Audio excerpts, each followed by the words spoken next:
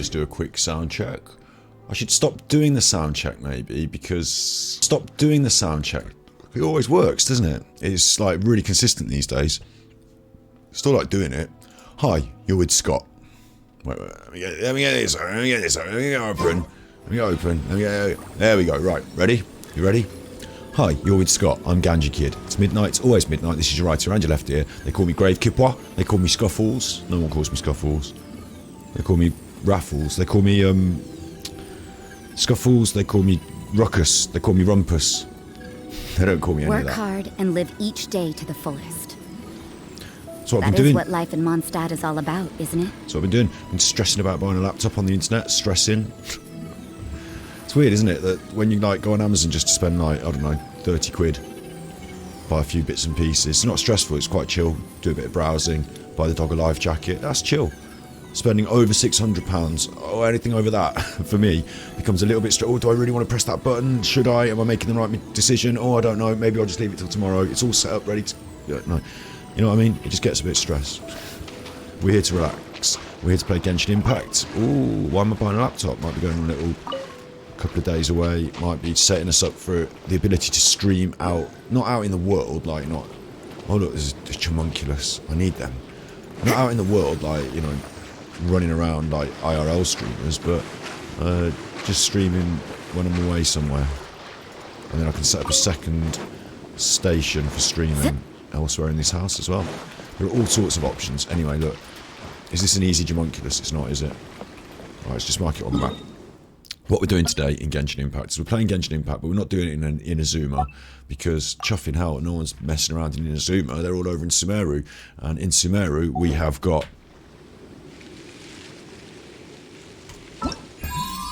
event things happening, and I'm way behind. Got to catch up with all this. And also what I'm doing tonight is, it's not a big stream, but I've got buttons now. So if I press the buttons, I can do Firefox. Look, way, I'm not messing about with OBS anymore. I've got a Stream Deck, so it's learning to use this. Look, what, Tower of Fantasy, Asmongold, reacts. Okay, will do. He made a couple of points that I want to pick up on in that video, so I'm going to do a bit of reacting to Asmongold. Everything is negotiable, except overtime. Reacting to a react, to a react, to a react. What's this? It's not even content, you bad chuffer. Reacting to someone reacting. God, how meta. It's not even content, you bad... Yes, it is. It is. I like Asmongold's thoughts. His thoughts are in... Hang on, wait, that's still the bad me. I'm still the naughty bad you. I'm still the bad... Okay, yes it is. Yes it is. It is good content because I like Asmongold's thoughts, and his thoughts are provoked by other people's ideas, and then he talks about his thoughts and they provoke my thoughts. What? Thought-provoking, insightful ideas? Who do you think you are, you bad chuffer? I'm not a bad chuffer, I'm a good chuffer. You're the bad chuffer. I'm the bad chuffer.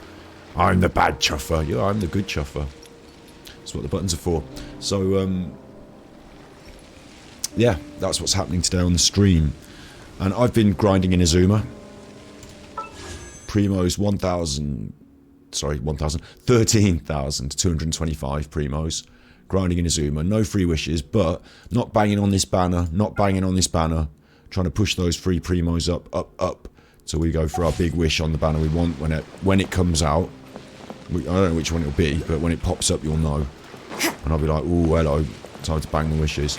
And I've got in my super bag, I've got 21 of these electro sigils. I need 25 for another level, so I'd quite like to get 25, please. Quite like to get 25 before I have to leave Inazuma and up that level, because there's 2 wishes behind it. So we're going to do that if I can. Can I? I don't know. Not a super expert. What I need to do is just find a couple of chests, really. What about this chuffer? This one counts. I'll do this. Just do this thing. There he is over there. Alright, you chuffer. And then he'll disappear. He'll keep going and disappearing. And then he'll turn into something. He turned into this. This thing. Didn't he? He turned into this. I saw him. So what do I do? Set it on fire? There he is. Investigate. Oh. Dickhead. Just gave me an adventurous tail feather. I mean, that was useless. For that amount of effort, that was useless. Thought he was going to be like, pop out a chest. Nope.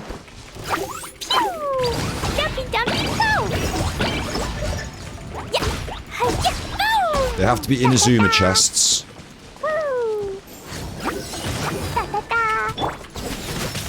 Rain outlines your fate. Let's get rid of that. Thank you. They have to be Inazuma chests. Might be able to get it from some of the tasks, some of the challenges that we haven't done. But I have ground up quite a few chests in this, you know, I've grabbed up quite a few chests. So there's still a few around, still quite a few around. But, you know, the obvious ones I think I've already grabbed up, so. Ooh, what we're gonna do. There's some Naku weed. What was I doing anyway? I was wandering up here for something, wasn't I? There's a challenge up there. I'll go and check that challenge. That might give us some electro sigils. I want to bag up my electro sigils. Oh, I haven't pressed my tweet button. I'm live on Twitch. Press that button and it'll tweet to say that I'm live on Twitch. I'm a Nakano fruit. I'm a Nakano fruit. What's this? It's some Naku weeds. I'll have them. I'll have that mushroom, and I left that behind, so I'm brilliant. Right. Oh, I've got a feeling it's gonna. I said I'd go and do this task, right? Actually, oh, where's that? I don't want to follow you now, because you don't just give me a. And will that one give me a chest, or will this one turn into just like another wild goose chase for some shit?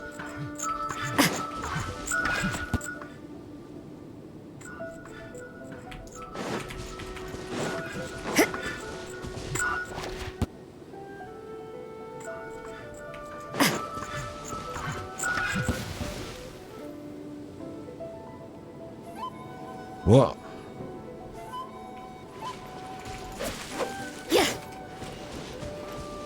See, I don't know about that. But I can see... Oh, I thought I saw a tail waggling over there. Was it over there? I can see that in the distance there, there's something that's locked. So I'm going to head over to the thing that's locked, and that's probably most likely... I forgot that I was doing a little challenge. Because I followed that little man. There's all those crystals there. I have to get those. You can't not get these. Look, all this stuff. Nice and relaxing. I have to get these. I need to make sure I can see the chat as well. Got that, yeah. Jumpy dumpty pow! Jumpy dumpty pow!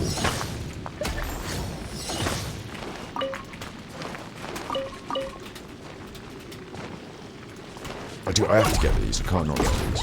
This is what I'm doing. I'm just doing a bit of casual grinding before we get on with the... When I get the electro sigils, then that will trigger the reward, which will trigger the next part of the stream. But until then, I'm just going to casually grind until I get there. And if anything comes in my way, it's getting casually grinded, ground up, ground down. You grind things down, don't you? It's ground down. There's some of them. That's exactly what I'm talking about. Right, now where I was looking over in a certain direction, I could see something that was locked. And now with the old brain, I can't see it anymore. I'll use this and it will take me higher up in the air, but will that help? Which direction was it even in? There, over there, I can see. Yeah, okay, over here. Right, there's a pillar that's locked. And there's an electrode Sealy bouncing around it, causing the troubles. That looks like this. The problem I've got with Inazuma and the Inazuma puzzles is they're so fucking complicated and confusing. I don't know what you want me to do here. I know you want all these arrows pointing in the right directions at the right time, but to achieve that by chasing Sealies around, paddling in the water, it looks like a fucking nightmare to me. So I'm just going to leave that alone and go over this way to the chest that I can see. Thank God for this little cheeky chest. Oh, I've been killed. What? I'm not happy about that. Who did that? It's these two. Between them, they're right in sync. This is what's happened. They're in sync, so they've hit me with their attacks both at exactly the same time. The electricity discharge has just killed me. So it's bad, naughty. They're going to all pay for that. They can all pay for that. There's another one here. There must have been 3 of them. I did the Majukenki earlier. Just killed him. No problems. Killed him. Did it on stream the other day. Nearly set me off yesterday. But, Sacred name, fortune preserver. I did learn, I don't know if I'm right or wrong in this, I did think I had a problem running away from him. Look at that frozen in the sky. Oosh! I had a problem running away from the Magic Enki, and I did learn, maybe it's these little legs don't run as fast. Maybe it was that. Body and mind. Anyway, I'll beat him up earlier, no problem. So, just one of those things. Here we go then. Exquisite chest. Excellent. How many electro sigils do I get? 2. How many do I need? 25. How many have I got? 23. One more chest. One more chest. One more day. It's no problem, is it? One more chest. Easy to achieve, if anything. Fly around in these magic doors and, I don't know. Like, this has got to be achievable though, hasn't it? Like, it can't be unachievable. So what do I have to do? I can't... Like, it must be a case of... Hang on, why is that one pinging around? I would guess it'd be a case of knocking the Seelie on. Because I can't stand... Look, that one at the top is correct. I can't stand in... I can stand in effect one, but I can't stand in effect them all at the same time. So it's got to be the Seelie's got to leave them in the right direction. That's what it's got to be. And you've got to chase these Seelies. I mean, I could be wrong. Right, what's going on over here now? So I'm chasing Seelies around. That's correct now. So leave that where it is. Thanks, Seelies. No, they've gone and it's moved. Oh no, it's back and it's moved. Like, what? So there's 2 Seelies bouncing around it. They move it. There's 2 of them. They don't leave it in place. Sometimes they leave it in place. Sometimes they don't. Oh look, now there's some enemies to make it even more exciting.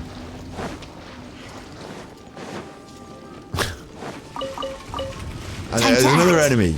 So I'm not going to be able to solve this problem if I'm getting kicked in the ass. So what I'm going to do is just fucking leave this. See what I mean? Like, these puzzles in Inazuma, some of them are, as far as I'm concerned, unsolvable.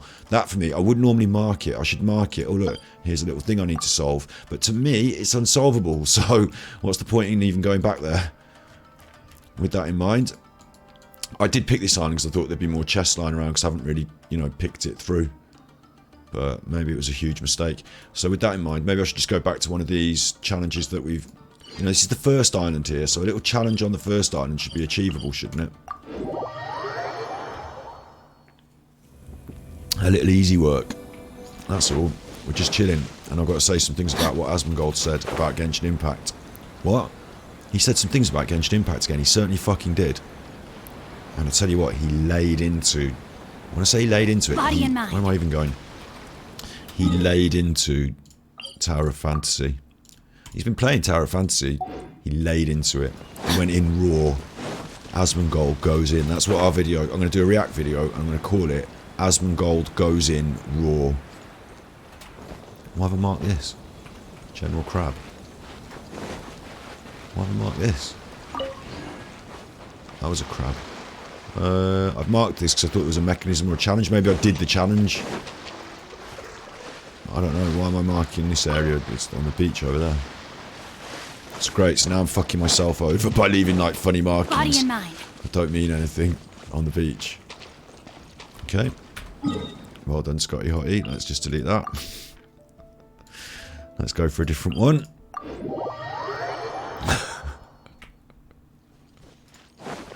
There's a foxen. At least there's that. We've got that. We've all got that. We'll always have foxens.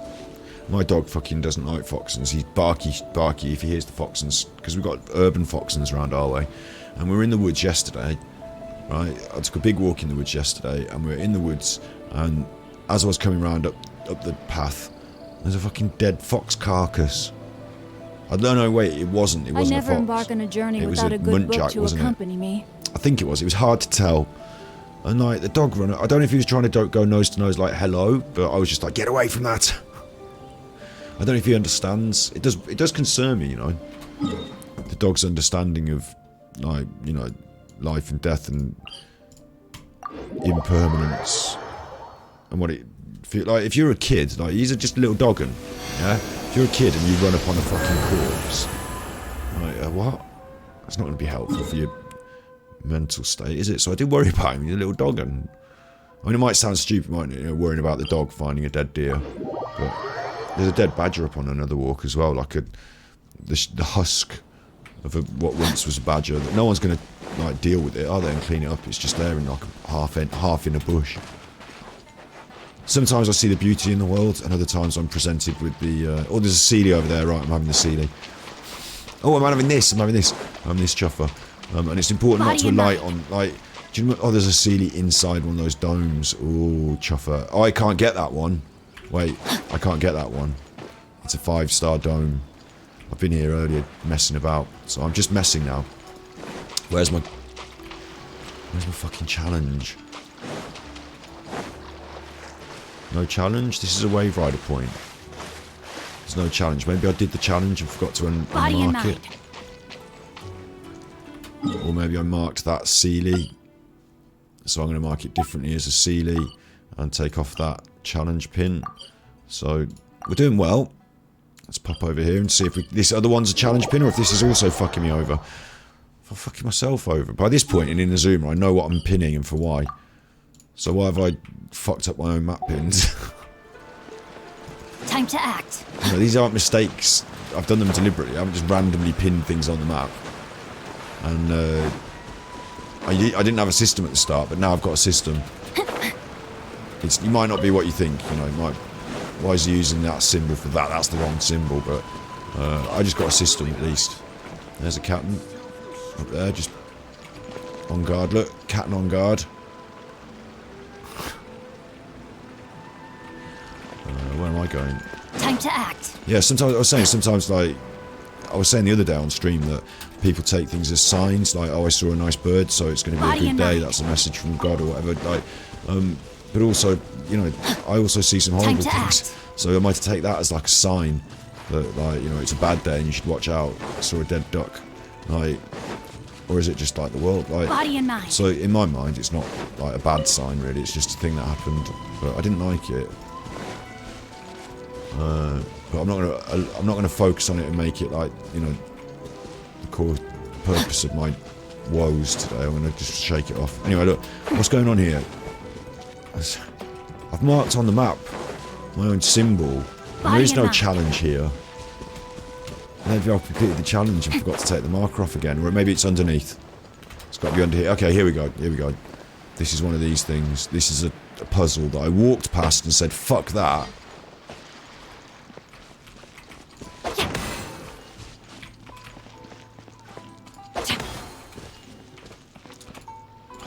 When you hit one, it affects the others, and if you've got a logic brain, you can work it out, and there is a pattern to it. And like, I watched a lad called Rene. He's in my documentary, in my film.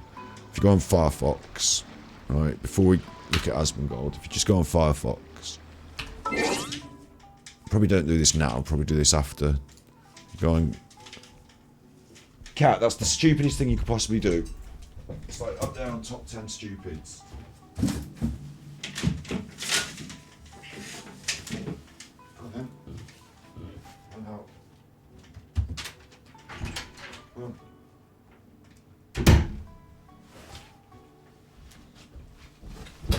She would kill herself doing that. Cat was climbing in, like, head through the blinds, the Venetian blinds. I think that's what they're called, with the, you know, slats. She got her head through it like that. It's not going to go well, is it? Anyway, Cat's dealt with. You go on YouTube, you go on Ganji Kid. I apologise. You go on the channel, Ganji Kid channel, you go on videos, and you go on search, and you type indie. And what comes up is some indie games that we played and stuff, but also Indie Game Development Paradise, a full documentary that I made about indie developers in the forests of Sweden making their games in this philanthropic, like, Indie Game Development Paradise. So it's all about that. And in that film, there's a sequence here where Rene sorts the Rubik. This is what I love, okay? As a documentarian, I know there's all these other things that we have to do. We have to try to make a documentary about stuff. But what I love doing is sitting down with the camera, getting to know someone, recording it, and getting some magical sort of personality moments. And this just happened. So, when you're with people for a week, 2 weeks, and you say, we're going to be here filming. I think we were there for only a week or 2 weeks. Anyway, I think we're there for 2 weeks, and you're there filming. So, get used to us being around filming. And people these days with phones and things, at first they're like, oh, are you filming a video? Oh, hi. And then after a bit, they just, get used to it. So it was one of these, like, people have got used to it moments. So just natural behaviour in the wild. Renee, did you just complete the Rubik Cube? I did, yeah. This is a draft of my film that I had to upload from, like, the computer. So, like, it's not the best ever export rendering of the documentary. It's not in 1080p, and it might stutter a little bit, but I needed to get it out there. I needed to have something out there in the world in case, because my big editing computer and the big hard drive and all that might take, like, 48 hours to export a 90-minute film or whatever it takes, and it might crash and die. So I just needed something to exist so that I could say, look, there's the draft of the film. If you'd like to pay me a couple of grand, and I give my big editing computer and a hard drive to a professional editor, and they just polish that up and put it out in the wild, then you can, help me. Hello, Urban Blue, subscribe to Prime. Thank you very much. That's really, I should have a button for that. I should have a celebration pop-off. This next month, we're going to be, I'm going to be using the money that's coming in through subscriptions to hire an artist to create us some emojis. So, thank you very much for your subscription. You don't have any emojis for that. Enjoy the no emojis, but you will get some, because through your thing this month, September, we're gonna like share. What I'm trying to do is share amongst other artists. So I think if I can find a decent couple of artists to make us some emojis, and I can share some of the joy. Thank you for your subscription. That goes into the kitty, and that money can also, obviously, it helps me to live. That's the straightforward, primary thing. But if we're lucky enough to share that with some other artists and help them get on as well, that would be good as well. So we're going to try and get some emojis this month for you. Let's watch Renee make the Rubik. This is the thing I was saying about these puzzles and these people with remarkable Renee, did you just intelligence? I did, yeah. I do it quite often, actually. It's mine. I brought this here, so I learned it a few years ago. When you want to solve a Rubik's Cube, you have to know how to do it. If you just start rotating the pieces, then you won't get to the solution. You can't move every cube on the cube. It's like there are rules, like the green is always on the opposite of yellow, right? The middle things define what color there is, because it cannot be moved, right? So some stuff is basically memorizing algorithms. So at this point, it's mostly muscle memory. I don't know the algorithms out of my head. I can't say it. On a scale of 1 to 10, I think it would be a 3 or 4 to learn how to solve Rubik's Cube. It's actually quite easy. It's just it takes time.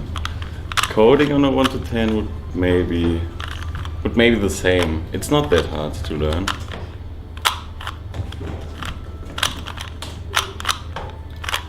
That's it.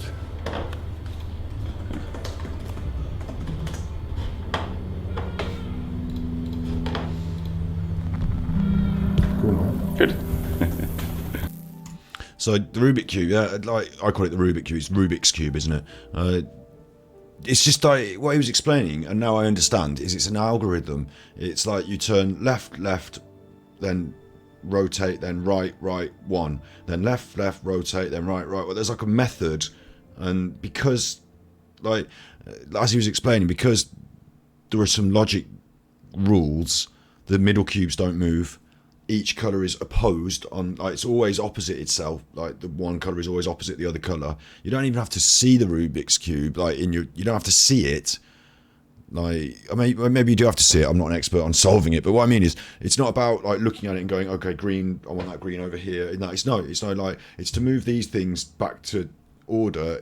It goes in this routine of certain set movements, and if you follow this pattern, it's going to repeat the movements and therefore solve the puzzle. So I found that really interesting. That I'd never thought about it in that way before. I didn't realise that it was thinking about how to solve a Rubik's Cube and the methodology of it now, like, if you sit down and just, like you said, if you sit down and just twist the thing, you never do it. And that's what I did as a kid. And I thought, fucking hell, these things are difficult. But if you know the answer, if someone's taught you the algorithm, then you can mathematically just go through the process and it fixes itself almost. And that's maths, isn't it? Like when you learn maths, you learn that, I'm just going to let this run, but with no sound. But when you learn maths, you learn that, first you think, oh, this is really difficult, all these complex things, but you learn the rules behind it, and then you can put any number here, and you can go through the process and get the answer. It's not that, like, the bigger the numbers, the harder it, in some ways, the bigger the numbers, the harder it gets. But it's not that it's, all of a sudden, like, okay, now do it with 99 and 101. Oh, now it's more difficult because I can't do it. No, I know how the system works. I know the process, and I can apply that process with all the numbers. And then, like, they teach you more complex processes. That's coding, isn't it? That's coding. And so I thought that was a lovely little avenue into the way the mind works when people are coding and creating these games. Like, it's almost like the Rubik's Cube in itself. The Rubik's Cube is it. I love that piece of the film so much. I love so much of it that we were lucky enough to capture together. But that piece, it sort of says that, coding is a game. Coding itself is a bit like a game, like learning the rules of the game, learning the rules of the Rubik's Cube, like the Rubik's Cube being a visual representation of the sort of thinking that goes on when these people are coding. Like, coding itself is a puzzle that they're solving, isn't it? And these people like solving puzzles so much they create games about solving puzzles. So, like, there's something joyous in that, I think. So that's the Indie Game Development Paradise documentary. And thank you to Urban Blue for your subscription. I really appreciate it. Hopefully, in these next couple of weeks, you'll see some continued improvements to the stream, some continued variants in our content, which over on the channel, Ganji Kid, you'll see a varying, a burden I was unwilling to carry. Yeah, shut up you. A varying carousel of content, and hopefully you'll start to see some continued improvements and interesting things if I can keep putting my finger out and getting things done. And not this week that we're in now, but next week I might be away for a few days, but I'm getting a laptop so that I can keep streaming while I'm away. So it might not be the best quality stream, but we'll still be able to do Genshin Impact and talking and stuff. Right, we'll react to Asmongold in a little minute, because the reason I was saying those things... Why were you even saying that? Where did you go? Where's that come from now? The reason I was saying those things was because that's this puzzle. There's a lot, like when I was a kid, I used to love shit like this, and I'd put my mind to it and think it through. Like when I was good at maths, there was a point, like on the curve, like when I was a kid and I was learning maths at school, I was getting better at maths, and then I was getting quite good at maths, and then like there's a point on that curve, like where I reached my peak. I'm pretty sure of like how good at maths I was, and I'm pretty sure it's gone down since then. I think when I was about 16, maybe 15, 16, I'd have probably been at my best at maths. 15. And I think since then, it's been in steady decline. So now, this doesn't seem like a joyous, mathematical, logical, Rubik's Cube for me to solve. It's just like, fucking, oh god. I know what it does, I know how it works, but I don't know the rule off the top of my head, and applying it quickly, on the fly, bit of a thought-chugging nightmare for me. So, what I prefer to do is just smash it random. But I know you can't expect that, and like the more variants there are, sorry, the more, like if there's only 2 of these it'd be easier, and now there's 3 of them, I could probably, smash at random, and you put 4 and 5 and it starts becoming increasingly difficult for the random, process to work. I know if I hit it, it's going to change 1, yeah? Just focus on 1 to start with. This is how I'm doing the fucking maths logic. So you can just move it round. 1, 2, 3. 1, 2, 3, yeah? Like, just by hitting it. 1, 2, 2, 3, yeah? Like, just by hitting it. So that's the rule. And then the next one is attached to it by 1. So I hit it, and the next one moves, yeah? Just 1, but they're out of sync. That's the problem. So what I need to do is I need to put them in sync, don't I? So if this one let's say I hit this one and it turns around to 1. This one's a problem. It's going to turn around to 3. So I'll set this up. Oh no, it's moved this one. Fucker. So I'll set this... Has this one moved both of them? Yeah, it does move both of them on the side as well. Like, it becomes an increasingly more complex puzzle, doesn't it? And I know the rule. And I know, like, there must be something, like... Like, there must be a trick to it where you say, okay, if it's got a 1 on it, give it a smack. Or if it's got a... You know, if it's next to a 2, then you got to hit it. But I've got them in sync, but out of sync now, look. In, out, in, out. Do I know the rule? No, but what I do know is that if you hit the ones on the end, they can only affect 2. That's the key to it, is the one on the end doesn't... Like, if I hit this, it affects both sides of it, yeah? 2 at the same time. That could be a bit of a confusing issue. But if I only hit the one at the side, I'm only affecting 2. So then what I can do is I can change... Okay. Oh, whoa, okay, I did it. Lucky me. But what I was going to say is then... If I want to move one round one, which is what I inevitably want to do, so I can't show you now the chuffer, but I can move this one and it changes this one. But then I can move this one and it changes this one, but it doesn't change this one. So I'm like going to try and get the 2 of them in sync by hitting this, moving that. And then that one's out of sync, so then I'll hit this and it'll move that until it's in sync, and then I can hit this and then they're in sync. That's good. And then I can do it from the other end, I suppose, or maybe continue along in a line. It doesn't matter now, I've got the chest. Time to act. I was lucky, but, you know, that's not how I want to live. I'd rather use my brain to figure things out, but... God, you see what I mean about Inazuma and their puzzles? We haven't even got to Sumeru in today's episode yet. You see what I mean about Inazuma? It's such brain ache for me. It's such a chuffing brain. And I'm not stupid. I'm not like, you know, dummy dum-dums. Sucking my thumb-thumbs, rubbing my tum-tums, sticking my fingers in my bum-bums. I'm not, Body and mind. Got the run-runs. Ready to have fun-funs.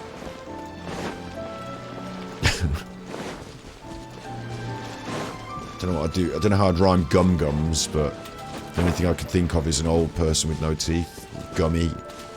So, gum-gums. Tum-tums. Run-runs. Dim-sum-sums. Sum-sums. As in, like, maths. I do the maths, man. I got my sum-sums. It makes me sound like an idiot, though. You can't do a rap like that because it makes you sound like an idiot, though, doesn't it? Roll on your back, I come to rub your tum-tums. I got the maths, I do the sum-sums. Time to act. I ain't no dum-dums, finger in my bum-bums. Yeah, okay, so just writing a rap. And it's not a rap that I want to continue writing, so I think we just scratch that and leave that there. Have I got enough of these? 25. Come on, get me up the tree. Get me up the tree. Get me up that tree.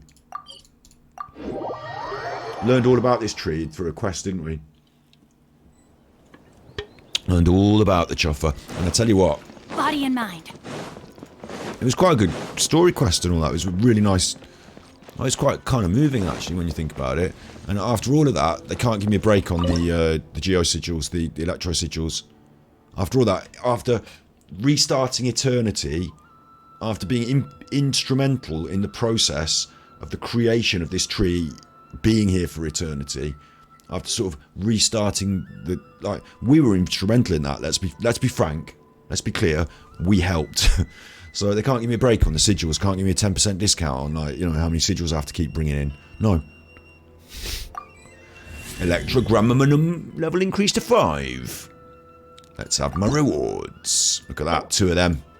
Claim. Rock that into your pocket. Right. And that we've been building up, we've been getting a lot, and I think that's enough now, but it's not. It's fucking not, look how far it goes. How can that be right? 50. 50 can't be right. There can't be that many fucking chests out there. And if they're going to expect me to do all those puzzles, 50 can't be right. If they're going to expect me to do all those challenges and puzzles, I mean, I thought I was really sort of basically finished. I'm nowhere near finished with Inazuma. Look. I like it though. I like grinding around and primo grubbing. I call it primo grubbing.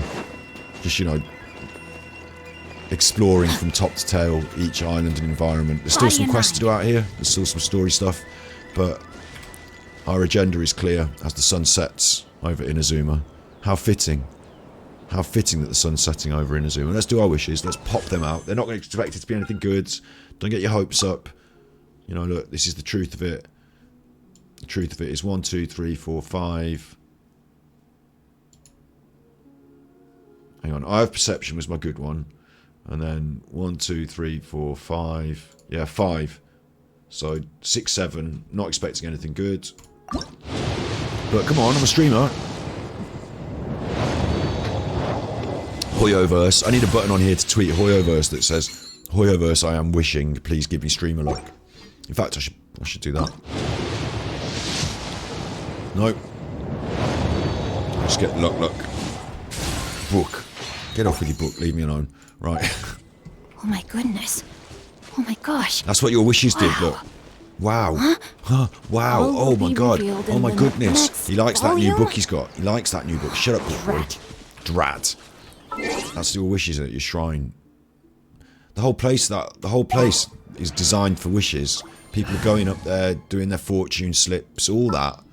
At that shrine. Yeah. Who do I want? I just want anyone in Electro. We're going to hunt. Because you're going to hunt, but you're going to hunt these little flowers. So, there you go. Good hunt. You're going back indoors now, mate. You're getting binned off again. Going to hunt. Going to hide. May knowledge guide you. Knowledge is guiding me all the way. All the way over now, look. Whee! All the way over here. And what we're doing today is we're going to go around and look at these things. Then I'm going to react to Asmongold when I'm in my flow. And then I need to get... Actually, I should react to Asmongold first and get that done.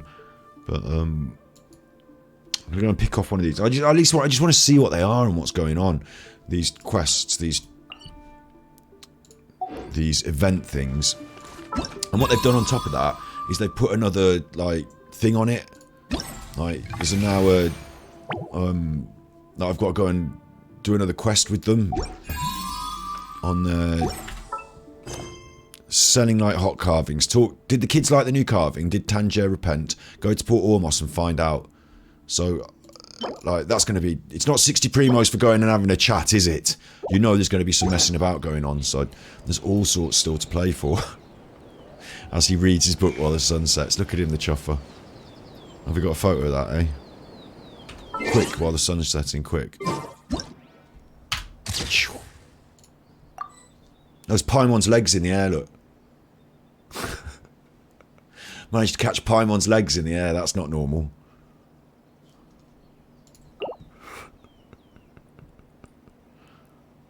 Yeah, book boy. Do that with your sword again. Oh, no. I missed it. Sorry, book boy. Yeah, so that's the plan. I'm not going to go talking to them yet. I'm going to go having a look at... What am I doing? Why am I such an idiot? I want to do quest. And I want to do... Not that. I want to do event thing. I just was there. Event thing. And, okay, so... Assemble the carvings. I haven't got lots of them. Roam in the jungle. Take photos of stuff.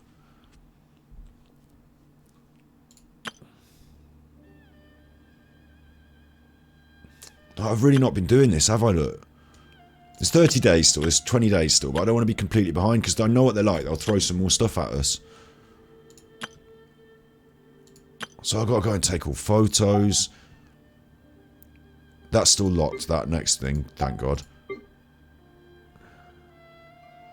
Take pictures of 4 different animals found in Sumeru. And I've done the shaggy beast, the shagger beast, the spino crocodile, which I call like a salamander, the Rishbol and the tiger, and I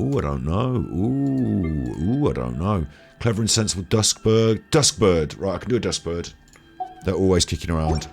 So I'm going to put on my The camera. vile dragon's limpid lair. So much to think about these days. I'm going to put on my camera. I am, though, going to find my camera. My special camera. Exquisite camera. Oh, it would expire. Oh my god. Get out there. Exquisite camera. And I'm out here. And what usually happens is when you teleport into one of these statues is there's a duskbird just chilling there. And I never kill it. I just look at them and say, hello toucan, toucan play at that game. So I'm going to go around these little places until I see a toucan and I'm going to bag a photograph of it. That's my first little plan. Is there a toucan? No. Alright, next. I know that there will be one. Like, I've been enough of these. I've seen enough toucans. Toucan play at that game. Cheeky crystal flies. No toucans. I know there will be one though. Like maybe a high up one. There's no way that I can do this without seeing a toucan. Maybe this one. Like, I've done this so many times and said toucan play at that game, and I remember doing it after teleporting. Like, it's like a running joke that I do now. So where are all the fucking toucans? What about that thing? What about that? That's a mushroom chuffer. A little mushroom... Look, that's a mushroom chuffer living in the little mushroom houses. That's new to me. Right. Taking a photograph of you, you little mushroom chuffer. No appropriate target found. What do you think that is? If there's ever been an appropriate target for a photo, is that? No. Time to act. Right, what am I going to say to you then, you little mushroom chuffer? Don't run off. Oh, your chuffers run off. Let's go have a chat to it. Body and mind. Can I just find one other animal? Any Time to other act. animal for my fucking quest Body thing and mind. now? I'll be happy with any other animal. Does it have to be a toucan? Can it be any other animal? What's this dendra thing pointing up there for? It's like a little dendra gate. And it's like pointing up there. Singing, almost. I don't know what's going on. Lost in the rainforest looking for a chuffing toucan. Any old toucan will do. Any toucan. There's a chest down there. I want that chest now.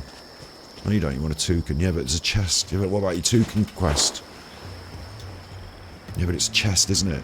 It's like a chest. It's got stuff in it. Yeah, but what about your toucan quest? What about your toucan quest? Which one are you supposed to be bad? Neither of you need to be bad here. It's just difference of opinion. Okay. Well, I think we should do the chest. Well, I think we should do the toucan quest. Well, the toucan quest will always be there, but the chest will also always be there. You did that in the wrong voice. You need to confusing yourself now, if anything. Right, bad chest. Let me weave you a I'm verse. going to weave you a verse. I'm going to also try and take a photograph of you, actually. If I could. Without... Oh, you're killing me. So I thought it might freeze time, but it didn't. And this is going to be an issue, isn't it? How am I going to take a photograph of things that are killing me? I need to figure out where Z is. Okay, and then fucking take a photograph of that. Right, now kill my it. sword. Right, if that didn't help my You quest, can't run. I don't know what will.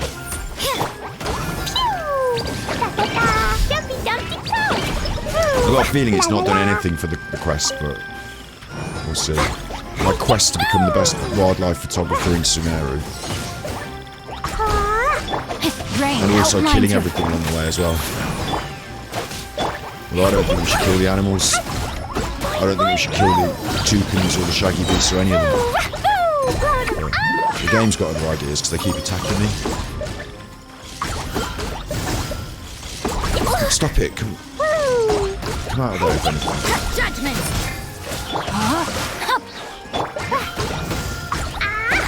Right, you're dead now, you big dead mushroom. So I'm having all your chest.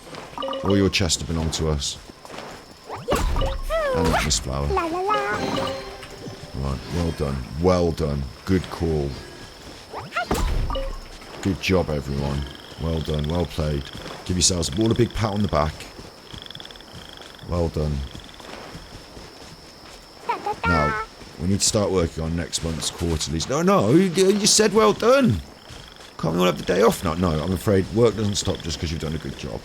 You need to start working on next month's quarterlies. What do you mean, well done, next month's quarterlies? No, I'm going off down the pub. I'm off down the pub, mate. You said well done. It's time for us to all take a break. I'm off down the pub. I've already started lighting a cigarette. Do you want me to smoke it in the office? No, obviously not. So I'm going to have to go down the pub, aren't I? So it's lit now. I'm not putting it out. No, that would be a waste. You don't pay me enough for that. Well done. Well done's not payment, is it? Well done's just a pat on the back, get on with work. Hurry up working more. If anything, it's the opposite of a congratulations. It's an instruction to work harder. Do some more. You're going to pay me extra? Right, well then shove off then. Thank you. Cheeky. Right, look, what am I doing? I'm in the woods. I'm hiding in the bush. I've got dendro around me, so it makes me more sort of camouflage. And that's what I'm doing. I'm looking to try and find a photograph of a toucan. So maybe if I hide in the woods, like, a toucan will come. Like, if I'm hiding. Do you know what I'm saying? Find there's a mushroom spore over there. Look, that's a little mushroom chuffer. That'll do. Little mushroom chuffer peeking out. Save that one. It was a good one. I mean, what? How do I know if I'm winning the quest?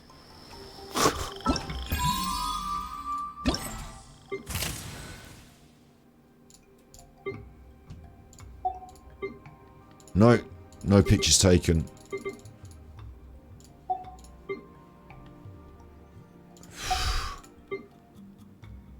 Wait patiently to record the various behaviours of different animals. They've got to eat, rest and attack. Oh my god. I actually do have to hide in a bush.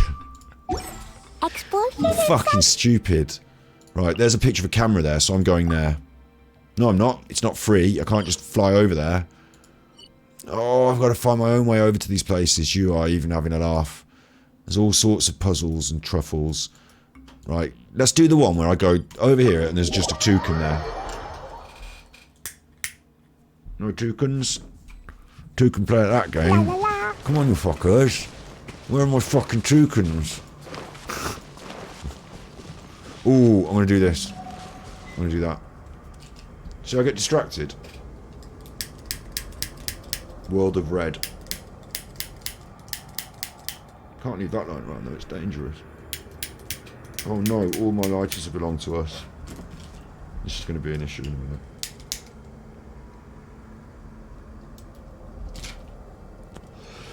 Two can play at this game. Oh, two can. Well, that's not the wrong. That's the wrong catchphrase, you idiot. Right, let's destroy some red. And we know what's going on. We know how it works. Got that wrong straight away. Time to act. Summon that. You don't chop it. What are you doing? Right, you do that and you ping it, and it will do that, and then a baddie will come. No baddie? So we're gonna get an easy one. And you ping it, and then a baddie will come. Yeah, there is a baddie. Look, little mushroom. Right. No, my sword. Yeah. This looks like quite an easy one. Fine, go. Yeah. Fuck up these little mushrooms. How dare they? How dare they? Altered DNA, abominations, if anything, chimeras, abominations unto nature. Altered DNA, how dare they? Get them out of the rainforest. Only creatures that I decide should live in the rainforest should live. Eco-warrior over here. Only creatures that I decide should live. I'm the arbiter of all judgment of the rainforest, thank you very much.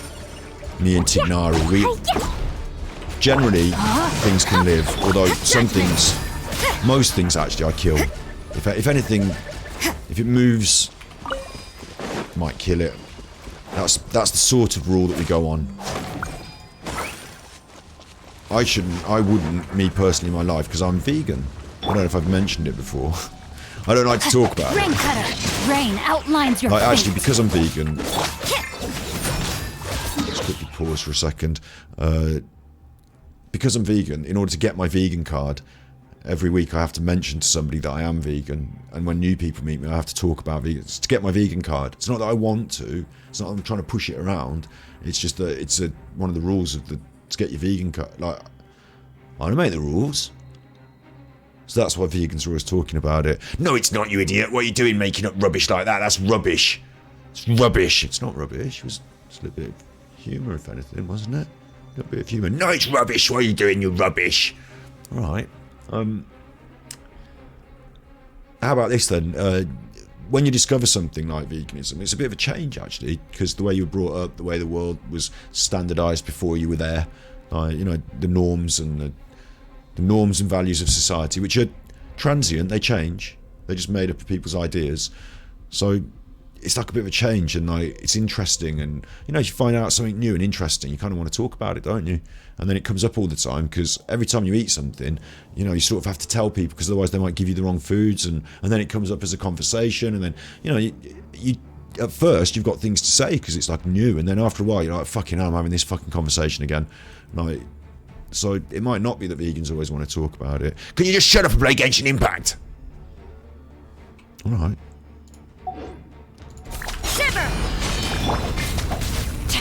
But veganism is about animals, so I don't want to kill them. I think I've mentioned that. These mushrooms, though, they can go.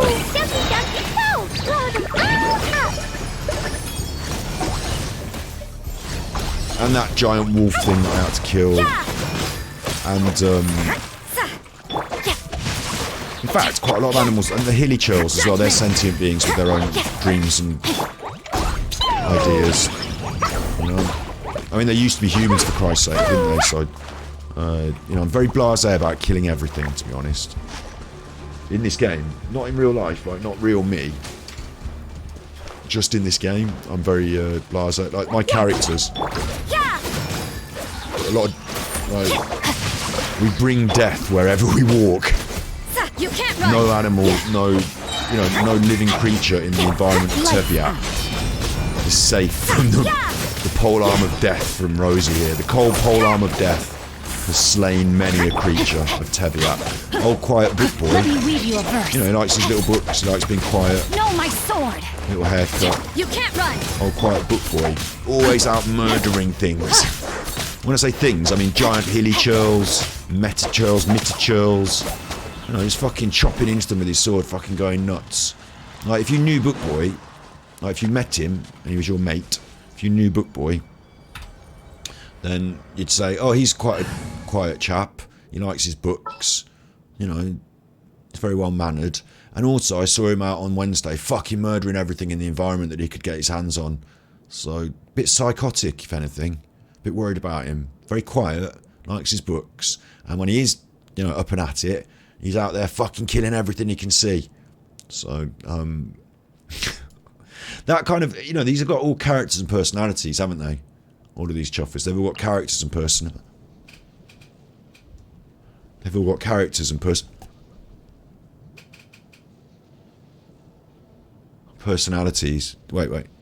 Personalities. So, they have, and that means, jack shit when it comes to their behaviour out in the world. Like, none of them have got any qualms with going around just fucking it up. Like, oh, is that a big hilly churl? Let's shoot an arrow in its eye. Are those hilly churls got little sticks? Let's fucking smash them with my sword and bite their heads off, right? Okay. Oh, hi. I'm out and about in Inazuma just doing some stuff. Oh, look, there's a samurai dude. Oh, fuck him up with my stick. Oh, I'm just cheerful chappy. Oh, I'm out and about doing my stuff. How many murders have you done today? Quite a few. And what? I like books. I'm in the library. I drink tea. You know? What about take me up the waters of Chainsaw and I'll fucking smash the head off an Oceanid? Will you? It's not very bookish or quiet and withdrawn, is it? No, I'm not really that quiet and withdrawn when it comes to murder. No. What about all those treasure hoarders? Oh, they go poof. Poof, and they just disappear. So she hasn't technically murdered any treasure hoarders, but she has beat them into submission with her club. You know, the amount of grown adults that she's beaten into submission with her club. Quite a little tanuki. Oh, cute, cute, cute. Beats things into submission with her. Anyway, I've made my point. What was I even doing? I'm doing this red thing, and I wanted a dendra, didn't I? So, get me... Do I need a dendra even? I probably don't need the dendra, do I? Am I even just being silly? It's just for that thing there to grow that thing, isn't it? So, go on then. Go on then, I'll grow that thing and see what happens. Frog might come out, you don't know. A frog. She's not dendra at the moment, she's animo. What? What have you done that for? Everything's ready. Let's go. Don't even ask. Great. That's how you do that. I'm not an idiot. I know how you do this. You Gravekipper and you come here and you go, what out with your Dendro energy? That's your Dendro energy there. Or maybe I'll use the E. Maybe I'll use the E. I am an idiot. No? Oh, for Christ's sake, I'm going to have to come back to do this. Or maybe I have to fix the withering first. I'm going to fix the withering first and then worry about that fucking piece of block later. Chivalry will never die. Because it's not that important, is it? Because we're not even doing the fucking pictures of the animals that I'm supposed to be doing. It's just that. What's next then? This thing? Ow! Bad chuffing. Is that everything? Can I just touch the root now, yeah? Okay. Thanks very much, says the jungle. And it spuffs up a chest for me. Treasure hunting. A valiant endeavor. Dendro sigils though, not electro sigils. Oh no, and that's grown now, yeah, look. So I get some more. Some more. This... Now I want to go up there and see what that is. But there's 50% chance it could be a baddie wanting to kill me. So I'm really only here to take photos of animals and be an ecological warrior. So let's... Oh, you Jesus! I knew it! What did I say? I thought this might just be some junk out to clear off the environment, but no. It's a great big scorpion-tailed flying electro Mr. Cyclops. So now we've got to deal with a great big flying scorpion-tailed electro Cyclops. Thanks very much. You do it. Look at it shooting lasers. Fuck off. If anything, just get it to calm down. Who programmed this? Who's designed this? Whoever thought this would be a good idea to program and design this and then somehow leave it out in the environment? No one's explained that to me yet. You can't run. I think they have tried to explain it as part of the lore of Punishment. you know, there's this great old war. I can't even hit it with my stuff because it's up in the air. Come down from up in the air, you fucking knob. I'm going over here. This is a better place to fight. Come down over here. Don't shoot at me from over there. Come down over here. Cheating. Come on. I'm going to get that globe. Right. Now come down over here. Down on the ground. What am I supposed to do? We're not all ambers, are we? Oh my god, look at that. I'm down on the ground, it's in the air, and everything's on fire. So, a bit of an issue. I've got an issue. I'm going to come down this slope a bit, and maybe it'll come down a bit. No. Body and mind. No, it's quite happy up in the air. Time to act. Right, what am I supposed to do? No, my sword! Fucking peeing at me from the air. Come here. Maybe I should go back up on that hill. Maybe that's the only way to get Body close. and mind. What are you doing up in the air, you big chuffer? I've got half... Oh, frozen now. That's interesting. Very clever. If you'd like to come down from up in the air so I can hit you, otherwise there's no point. Got a target lock on. Rise. Come Faster. on. I'm going back up on the hill. Okay, faster. Maybe it's... You know, maybe being up on the hill is going to help me. Dumpty dumpty go! Boing boing boing! Judgment! Did I get it then? Ah! Get up here, you clunky chunker. Right, now I'm up here and it's not coming up here. Clunker chunker. No.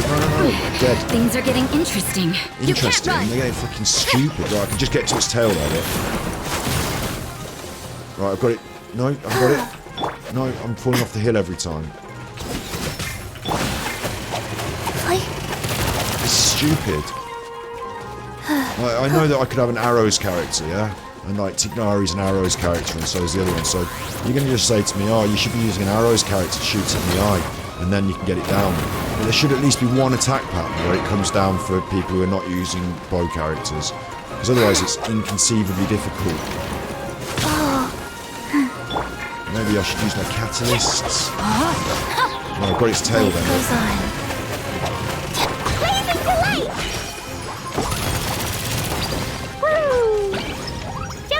And like once you've encountered it, you can't change your party. That's the one thing you can't do. So you either have to run away and come back, or you die. Like, that shouldn't be right. Catalyst is just about making it. I'm just about getting that tail now. Witness the power of Gua. Rain outlines Maybe I your shouldn't have gone fate. down the hill in the first place. Opening box of Adepti Tricks. Deptide tricks. We're going to do it. It's going to go down. Judgment. I've got it now. I've got it locked in. I missed it with this. See how that went off down the hill? It's like a 50-50 as to whether my specials are going to land, but it can No, my go. sword. Don't fly off. Now it's too far off for me again. I had a good run then, though. I had a good go. It's got a little bit further off than it needs to be. Judgment. Chuffer. Right there on the corner. Yeah, no, but don't fall off the corner. Oh, God. This is needlessly taking much longer than it needs to. I'm not even scared of it anymore. I can avoid all it. I shouldn't say that out loud, so it'll come and get me. Come on, I can't even hit you over there, you fucking knob. Well done. I'm not going over there, though, so... That's not where the fight's happening. Yes, yes, idiot. Rain outlines your fate. Let me read you a verse. Judgment. Is it dead? It's dead. So the geography made the fight difficult, and I thought I was making it easier for myself by coming down here. And I did the opposite, made it harder. Right, have we seen a toucan anywhere? That's one of those things there, look. That's one of the things, isn't it? The shaggy beast. Does that count there? I'm going to take a photo of it anyway, see what happens. See if it's doing something. Resting, yeah, you see? Got one. So, what was the other things on my list then? How do I find out my list? I'll go to this. And I'll go to roam in the jungle.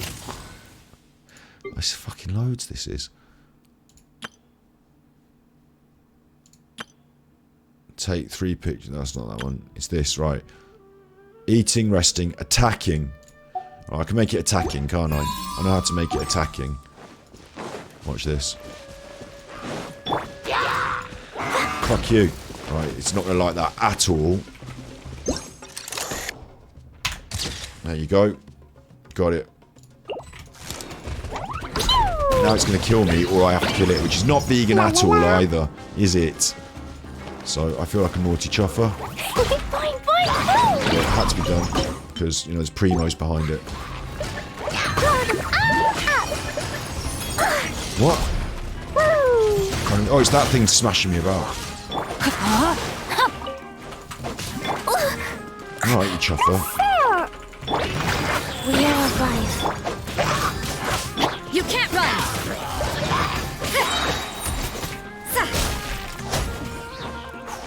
You're gone. You're done. I'm starting to think this photography job might be like a sort of, you know, go around Sumeru, keep going around Sumeru, and you'll see it as you go. Like, maybe I don't aim to pick it off as like a, you know, run around and get it all done. But, I've been grinding in Azuma today, so I've not been doing that. And Sumeru for me is falling slightly to the back burner because... I actually think people would prefer to watch... There's a chest over there, and there's a chest over there as well, wasn't there, somewhere? I thought I saw a chest over this way. Yeah, there is one there, and there's one over there. Right, so I can mark that one.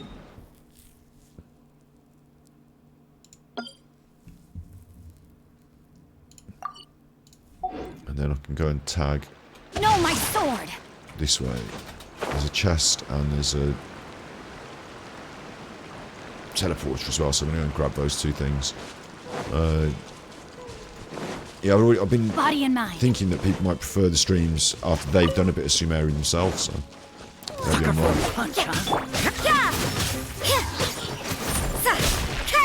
Lights out. Yeah, rather than watching it vicariously and getting all the spoilers through the stream, you might want to play the game a bit and then watch somebody else play it afterwards and reflect on your own You can't run. playthrough and the differences and nuances and ideas. The ideas here and the nuances here, they can all just fuck off with their stupid knives for hands. I'm going to kill them all. Just murder, murder, murder, kill, kill, kill. Murder, death, kill. La la la. All of them are going to get it. Now she's had a right go. Fuck. Oh, wait. No, I didn't. He got killed again. It's always clear, isn't it?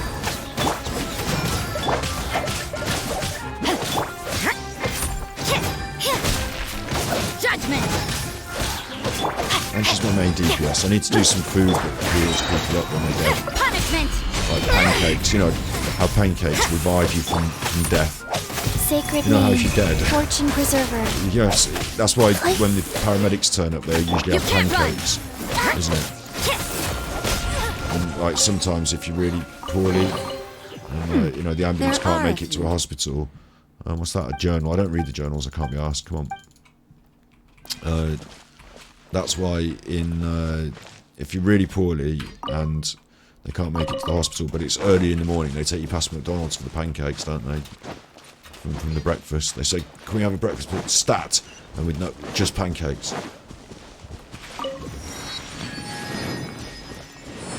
Thank you, teleporter. Happy with that. I'm happy with that. I'm happy with that. Can we do need to take a picture of this? No, I might do this, look. If there's anything in the picture, it'll go bididit and scan it, won't it? Like, no, there's nothing anywhere. No direction. Wildlife in no direction. No target found. Two can play at that game. Where's the toucans? I've said it so many times. Two can play at that game, and now there are no toucans. Gosh, I've got to get photographs of these fucking things doing all this shit. Oh, there's the thing that I need to take photographs of it. So I hope it don't attack me. That's the main one now first. I don't have any stealth mechanism, so just gonna have to hope. So there we go. There's the tiger. Picture already taken for the current type. Yeah, but not of eating, sleeping, and attacking. Oh, attacking's one of the things, isn't it? Let's just check. Actually, let's check. Because it might be different for the tiger. Shaggy sumpterbeasts, spiny crocodiles, Rishabhan tigers, attacking, washing their faces sitting, and playing with their tails. So it's not going to do those final two if I've just had a Barney with it, is it? Unless I've lost. So we're going to wait for it to do those last two things. Wash its face, play with its tail, and then we'll kill it. But we'll take a photo of it attacking us before we kill it. Yeah? And these aren't actually my photos. Look, I took a photo of a different Shaggy sumpterbeast. So it's a bit cheeky to not be including my actual photos in this. Bit cheeky, but we'll let it go. Don't we have a job to do? I'm fucking doing it, you missus. Right. Isn't it doing it now? No, it's lying down anyway. Well, I just got to wait, haven't I? It's like idle animation, surely. Like Amber doing that. It's going to just start doing one of its idle animations while it's idling. Better fucking add anyway. I'll tell you that, it better fucking add. I don't want to move too much. Turn right, don't turn around actually because you'll see me. Come on then, attack. Not attack, sorry, wash your face. God, it's sat with its back to me, it's going to be taking an awful picture. Wash your face though.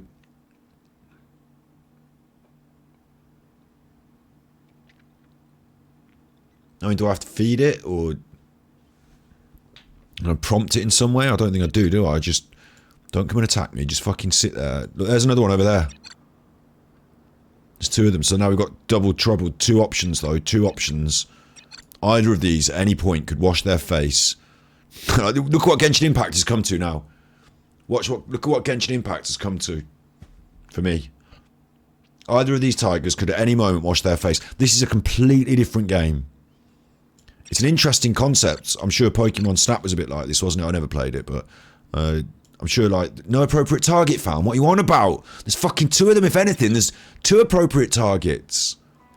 I'm going to take a picture in a minute if it doesn't...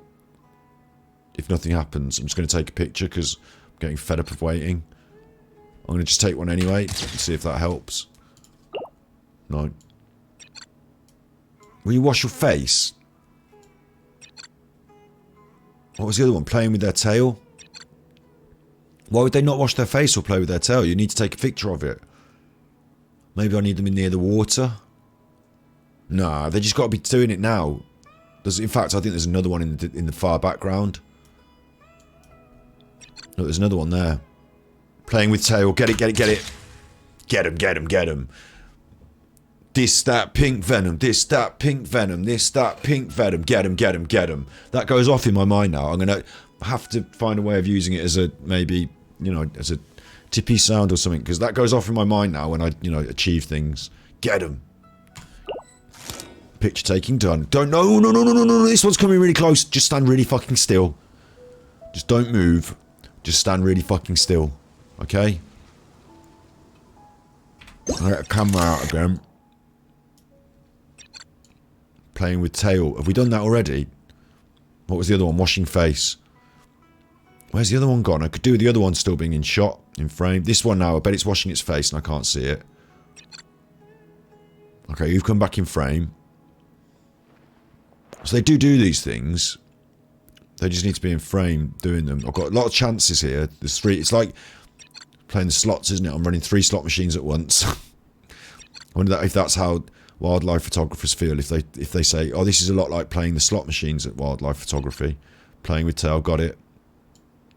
Please wash your face. Maybe if we dirty up their faces for them.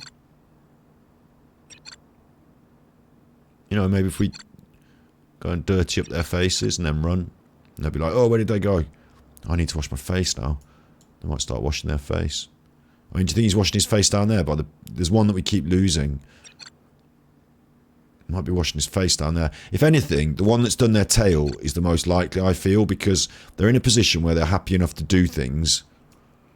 You know, just chilling down there. And they've already done the tail. Oh, it's doing the tail again. I was going to say, because they've already done the tail, it's very unlikely they'll do the tail twice, isn't it? Oh, or doing the tail again. I thought idling animations, they'd run through a different routine. So maybe, you know, washing the face is a different, you know, maybe like either being by the water or a different time of day or different position. You know, maybe there's something else that might trigger the washing of the face. And I could see one of those chuffers at the top there, which is something else I need to take photos of. So I'm just going to change my position. See if I can get a different position on this without having a big barney with loads of animals. Maybe might go up that tree. Oh look, there's a place over there that I haven't unlocked. Right, hang on. Look, there's one of these. Resting. Already taken. What's the other thing I needed to do then? Fucking wildlife photographer out here now. Eating. Well, how am I going to make it eat? It's night time. It's not going to do any eating.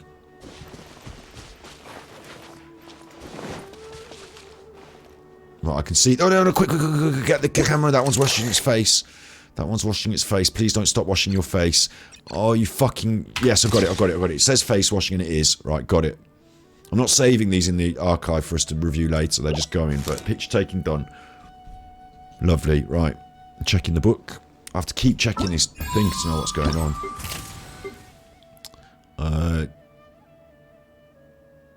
2 of 3. Attacking. Oh, yeah. Shit. Okay. Okay. We can do that. Well, it's just a bit of an issue, isn't it? That in order to have it attacking, then... There's quite a few of them here, and I don't want them all attacking, do I? If anything, I just want one of them attacking and me running. And I saw something over there that... Yeah, there's a tiger over there, and I saw something over there, so I'm going to go this way. Look, there's a place I need to unlock. So what I'm going to do is I'm going to spook a tiger, run, have it chase me, photograph it, and then, right, fucking run, photograph it. This is going wrong already.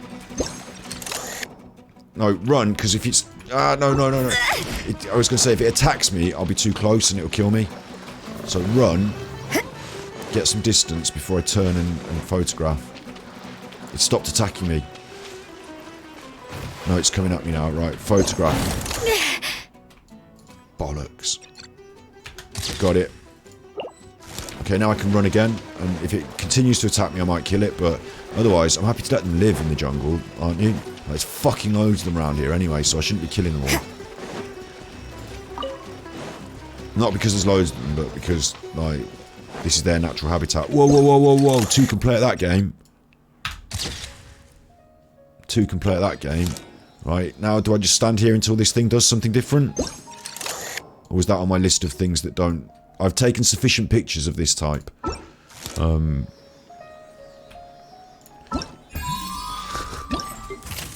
need a cheat sheet for this. Do I need to take multiple pictures of that? No, I need to go for spiny creatures. It's only the bad animals that are going to kill me here that I need to worry about. I need a shaggy sumpter beast eating. And I need crocodiles attacking, resting by the shore, and opening their mouths in the water. So that's all things they do, so I need to just find them, basically, don't I? What's happened here? Try Sri Lankan. We'll come back to that. Come back to try Lashankan. Sri Lankan. What? These things I haven't even looked at. You know, Jesus, I need to look at these. I need to look at these combat ones. Look at it.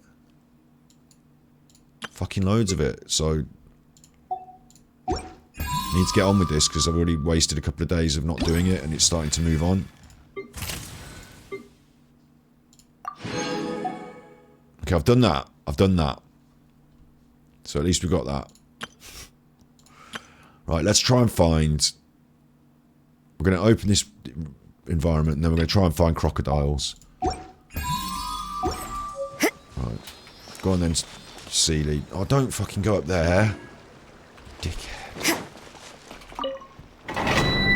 Found this, that's good. Witticism. Oh, these are the things to do my talents, so that's fine. Okay, we can look at that another time. The Steeple of Ignorance. It's obviously not somewhere I want to hang around, is it? The Steeple of Ignorance. Sounds rubbish.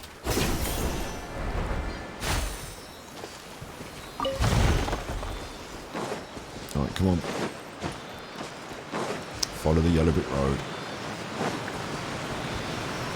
Go on then. Cheeky Sealy. Get in there, give him my chest. Come on, thank you.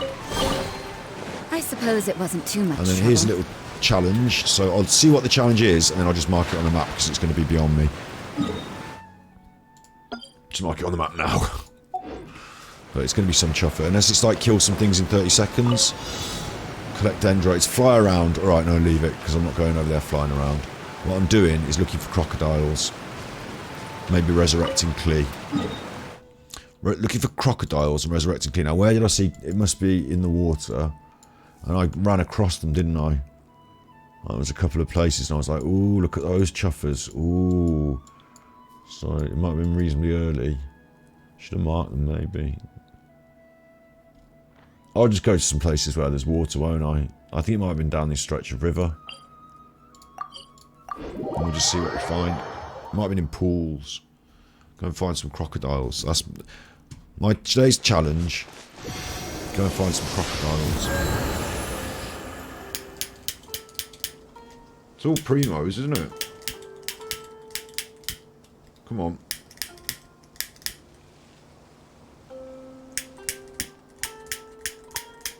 This is a chopper for me.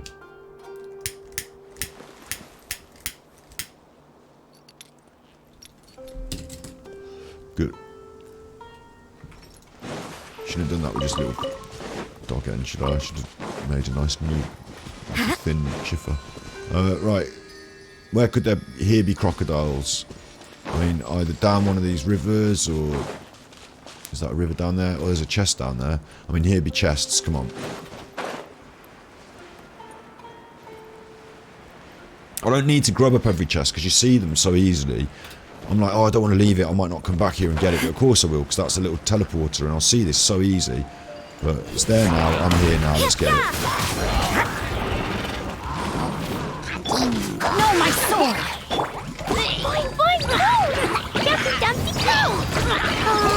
And also, I really like the chest compass. I think it's a very, very clever device. And I think it makes Witness the power of Gugwa. chest hunting and primo grubbing a lot more fun. I'm not using the maps that are available online, you know. Online you'll be able to find maps of all the different locations for all the chests and everything. I'm not doing that. So I'm trying to find them myself. I find when I'm using the compass, there's a lot that I missed. So rather than covering all the space twice, which obviously we will do, won't we? We'll be around and about here. The quests will take us back here and back again, but rather than like going through the grind and the money grub, the chest grubbing twice, I like it with the compass on. So I'm working on Inazuma at the moment, getting that reputation up, grabbing that compass, and then I'll go and grub every chest. So I might as well I don't have to worry too much if I miss one here and there, because I will get it when I go and do that run through grubbing up all the chests, won't I? So, yeah, just my thoughts. Let's have a look at what's going on over here. I'm looking for crocodiles, and they're usually in these shallow waters. Oh, the water's only shallow because of the time of day, isn't it? I forgot about all that tidal shit, which they really should have going on in Inazuma, really, but they don't. But did I miss that? The time elapsed when clearing the Grove Dash challenge and the number of adventure coins collected along the way will determine your score at the end of the challenge. What? Blessings of attraction will sometimes appear along the routes. Touch them to pull in coins. Will do. Oh, this is one of these challenges. Great. Sonic the fucking Hedgehog. Let's go then. Grove Dash. I hate this already.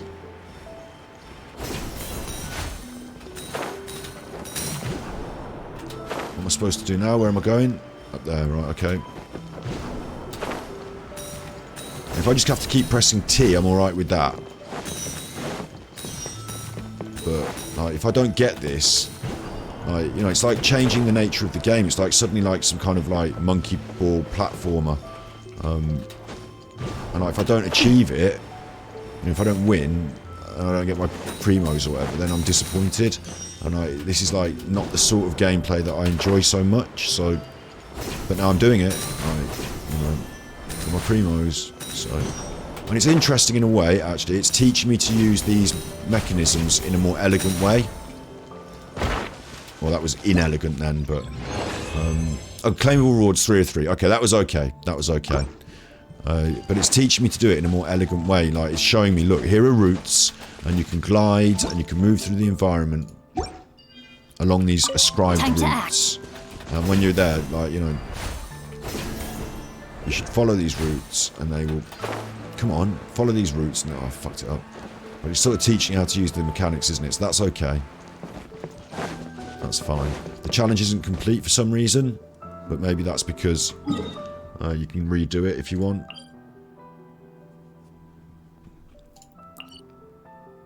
I don't know. I didn't get my teleporter while I was over there because I'm an idiot, and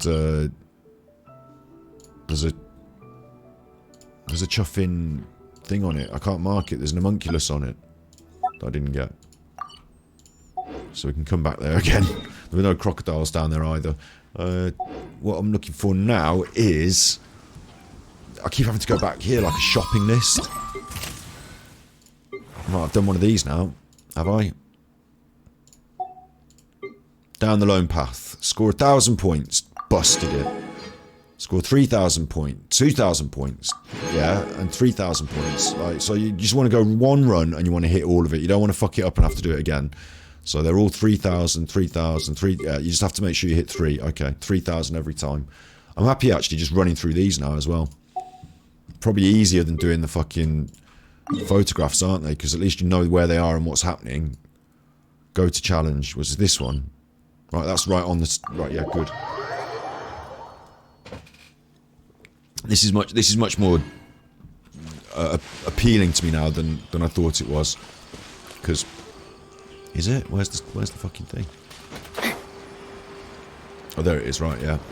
Because if it's going to be a nice straightforward, follow the path, keep pressing T, grab your coins and you're back. I can handle that. Grove Dash. And I don't want it to feel like, you know, a dash. Like, or I'm already fucking this up. See, I'll fuck this up. I don't want to feel like I'm having to play Sonic the fucking Hedgehog, like, quick, hurry. I don't like that, the pressure. I'll just take it easy, thanks, and try and chill. But as long as I get... Well, I can't control whether I get 3,000. I'll just try and do my best, won't I? What's going on now? All these particles that I'm collecting. I'm assuming there should be a T here, should there? Yeah, thanks. I mean, I shouldn't fail to collect these things, should I? Because I'm going... Yeah, 3 out of 3. If you follow the path, you're going to collect the things. Okay, that was fine. Exit. Nothing wrong with that.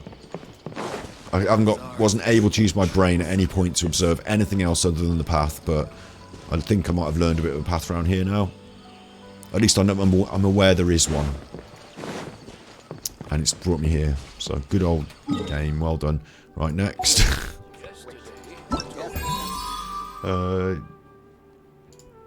Roaming the jungle. Roaming, roaming, roaming. Keep those wagons roaming. And... landing magpie. Ghost challenge. Go on then. Landing magpie. And if we do see any crocodiles around, at least we know we've got to photograph them. And then we move on to the other photographic things, which I should have in the back of my... I can't hold so many things in the back of my mind at once. But I should maybe have all of the photographic challenges in the back of my mind. So that I, you know, I say, oh, look, I need to photograph that as I walk past it. So at least I should read them. God. Where is it? It's not that. It's not that. How do I not know what's going on now? Roaming the jungle again. Oh, it's there. Here it is. Okay. So I've done number 1. In number 2, I need to take 3 pictures of different Trilocashian creatures. Different Trilocasha creatures, activated and normal and scorched. The land of Sumeru features many species that contain the abundant amount of dendro. They'll enter an activated state under the influence of electro and a scorched state when affected by pyro. So I need to burn them. I need to set them on fire and then take photos of them. That sounds particularly cruel, doesn't it? Like, what the fuck are you on about? These are the quests. Scorched. I need to take photographs of them on fire. And I don't know what they are, but they're Trilocashian ones. They're not the normal things that I've been taking photos of. There's that. Whatever that is. I don't know what it is. I've got to find that again and fucking set it on fire. And then I've got to electrocute it as well, activated. So, Trilocashian. And then on 3 here, this is the behaviour. I know what's going on there. And then that, I don't know what it is. It's not unlocked yet. Okay. So, knowing what Trilocashian creatures are would be an advantage. I believe Trilocasha is like a part of it. Vidusha, Avidya, Ashavan, Adarit, Sumeru, Trilocasha.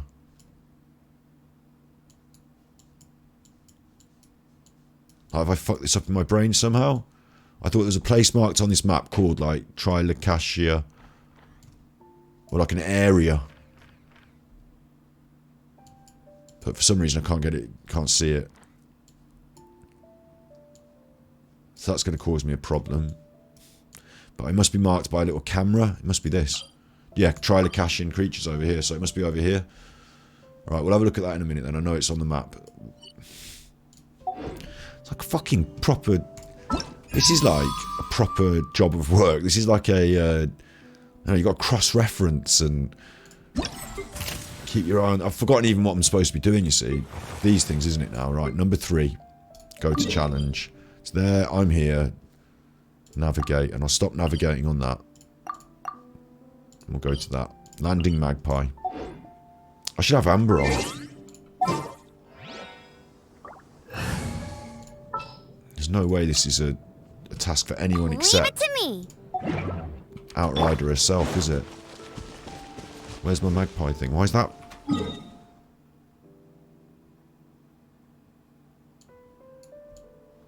What's this over here that's pinging?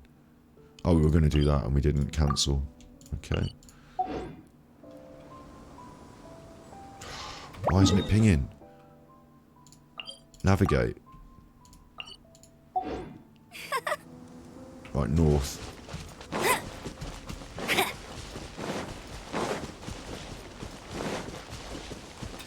I don't want to get attacked or messing about unless it's by a crocodile. And we'll just fly over here. And then we'll just fly around in a nice circle. And we'll just hoover up the primos. And of course, I am going to go over here and get this Sealy that I can see flying around down here. Because it's... Sealies, you know, different. No compass for them. See them, get them. That's why they're called Seamies. They're not called Seamies, they're called Sealies. Did you get them? Get it, you bad chuffer. Oh, is that a pigeon? Do I need to photograph a pigeon? Probably not. I didn't remember having to photograph a pigeon. Right, Sealy, go. Don't lead me into trouble, though. If anything, just be nice and local. Don't lead me into trouble. If you could avoid trouble, that'd be nice. I'll race you there. going? I don't like the look of this.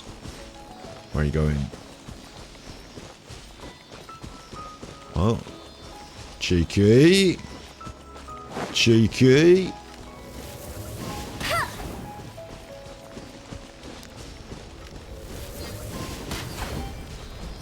Got the Sealy. Look, there's another chest here as well. Target tracked down by Outrider Amber. We're going to have to do all this. Right, let's find the other pingers for this. I'll race you there. You certainly won't race anyone anyway. I'm looking for the pinger. Look, there's little piggins. Look at the little diddy piggins. Right, I got 2 of them. 1 and 2 there. So usually they're in a, like, I would imagine there'd be one over there. In amongst the bad stuff. And, yeah, there's one there, look. So they're in a pattern, aren't they? 1, 2, 3. And then the 4th one should be this way. If they're in that pattern. That would make sense to me. They usually are. And they're like, you know, in a circle around the thing. So I'd expect it to be this way, but I can't see it. Might be up here. But you don't want to be too far away, surely. Bet you can't keep up with me. Oh, hello. Before we touch that, look, there's a tiger behind it. I can tell. Oh, look, I can see there's going to be a trap. So before we touch it, I'm going to quickly... Not that. I'm going to quickly change my characters, because if we're going to have a fight... you just know, you can't just walk up and grab that. Ta-da! Clee's here. If we're going to have a fight... Well, you can just walk up and grab it. And now that thing's well eggy, so it's going to have to go. You can't run. Orders given. Basically, Orders I'm a bad received. person. You know, that was just not vegan. So, there's another chest in the wild. I'm just going to have to go tagging these chests. I got well distracted. I can't remember which direction I'm supposed to be going in. That's a chest, so I can't not have it, can I?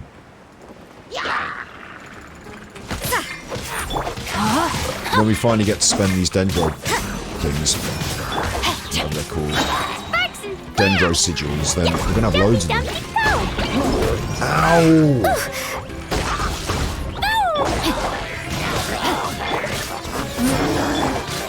Body and mind. Punishment. Let me read you a verse. Rain outlines your fate. Life goes on. Boing, boing, Is that the chest now? No, there's still this chuffer over here. This chuffer, which is actually an animal, which is, I don't know why it's angry at me. What a nuisance. Killed all its friends, maybe. But No, my sword. it's dead now anyway. They're all dead. And this slimy. Judgment. All got to go. So this is not a slime. This is a fucking animal life of some sort of like eggplant.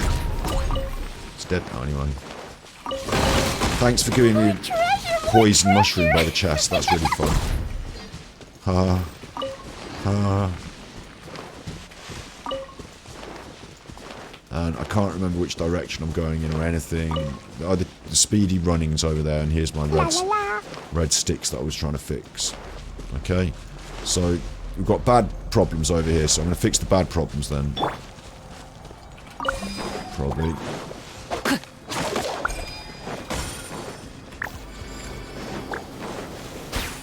There's the other ones. Time to act. No. This is a bit of an issue, this place, actually. It's quite a long way through. So I'm going to have a lot of red... Body and mind. A lot of red problems. What I'm going to do is I'm going to mark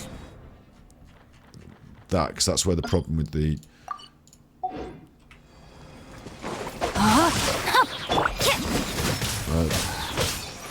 That's where I need to find another fire arrow thing, but I'm going to then take my way through here and deal with this stuff as I find Witness the it. power of Gugwa. I haven't reacted to Asmongold yet, so I need to get on my mind on that as well. What's that doing? What is that and what's it doing?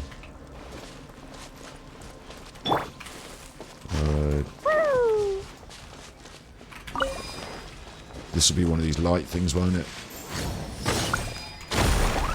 Oh no, that's one of them.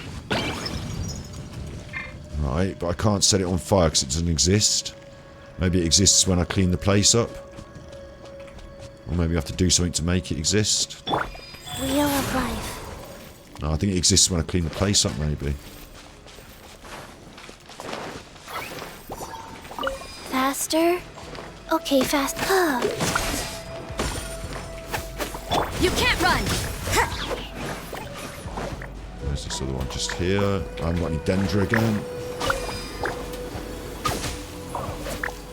And of course, I'm wasting on that because I'm not. There you go. I'll go and just release my red and then I'll come back and kill everything.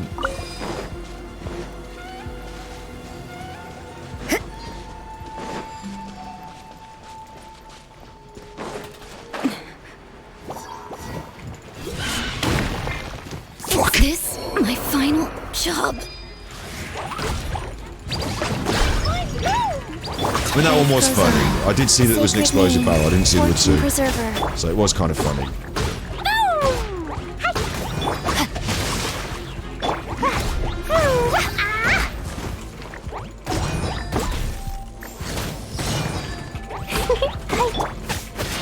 But now I've got a bit of a task on my hands with one player down, but we'll get there easy.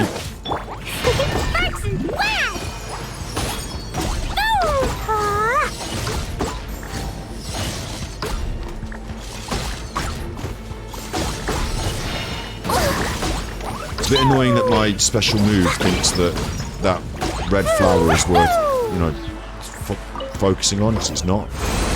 But anyway, got it sorted. But Maybe there's even more buried below.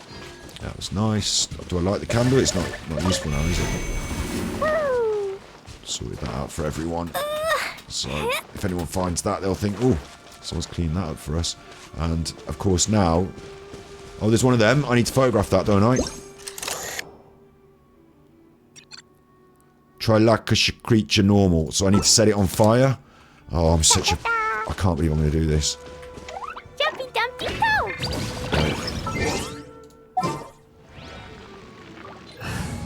I need to set it on fire with Amber Leave it to me. and electrify it with Lisa. I'll keep an eye on you. Don't I? No, I do. That's my job. Right, they've asked me to do it. Is that not on fire now? Oh, I see. Look. Look, look. Now it's gone like that, look.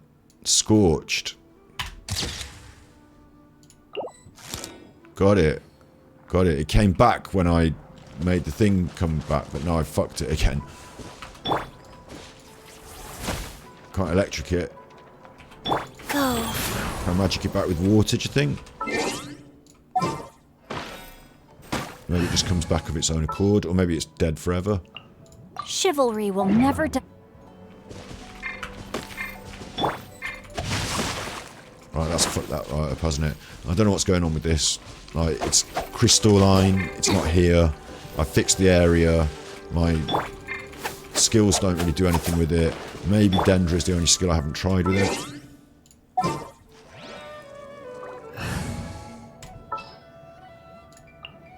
I'll ensure your safety.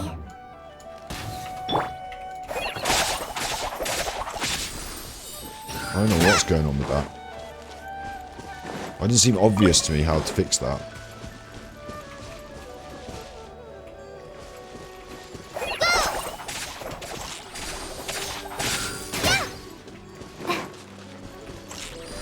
All this.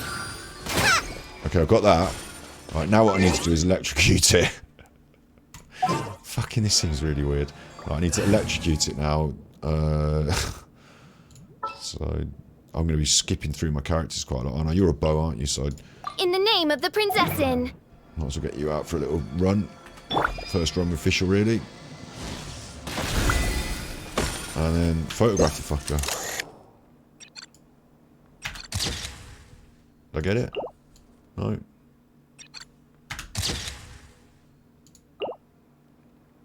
Right,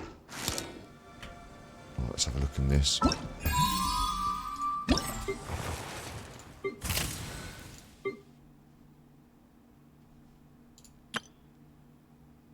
Normal. Scorched. activated. I need to photograph it as well. The land of Sumeru, many speeches, abundant dendro, the land to activated state under the influence of electro. So I've got to electrocute it and activate it and then photograph it. I thought I just fucking did that. At what point? And that looks pretty fucking activated to me, doesn't it? There you go, picture taken, done. And it's flying around here. Oh, look, that's fixed. Somehow, that's... Stop it, Fischl. Somehow that's fixed my... Not the shop. That's party setup. Somehow it's fixed that. That tower thing that I wanted to... The Outrider Amber, totem, the torch that I wanted to light. It's fixed it. And I don't know how. I've got no idea, but it's been fixed. So, just wow. Brilliant. These will come in handy. You know, maybe it was the dendro I was firing at it, or maybe it was that thing that was flying around, but we've done it now. So no one has to worry anymore. It's done. All that little area cleared and sorted. Okay. What I didn't do is get to my fucking running about quest. So what we're going to do is I'm going to go hammer this running about quest. Then I'm going to grab myself a drink and react to Asmongold, reacting to his comments about Tower of Fantasy and Genshin Impact. And I've got a bit of a thing to say. A little bit of a thing. Not a huge one, but a little bit of a thing. Right. Come on then, this should be straightforward, shouldn't it, Outrider Amber? Oh, no, because you've got to use this to start it off with that, with... Haven't you? Right, that's set it up now, hasn't it? So now I can start it off, yeah? No, it wants me to go a totally different direction. Go on then. What's going on? Where's my button? There you go, there's my button.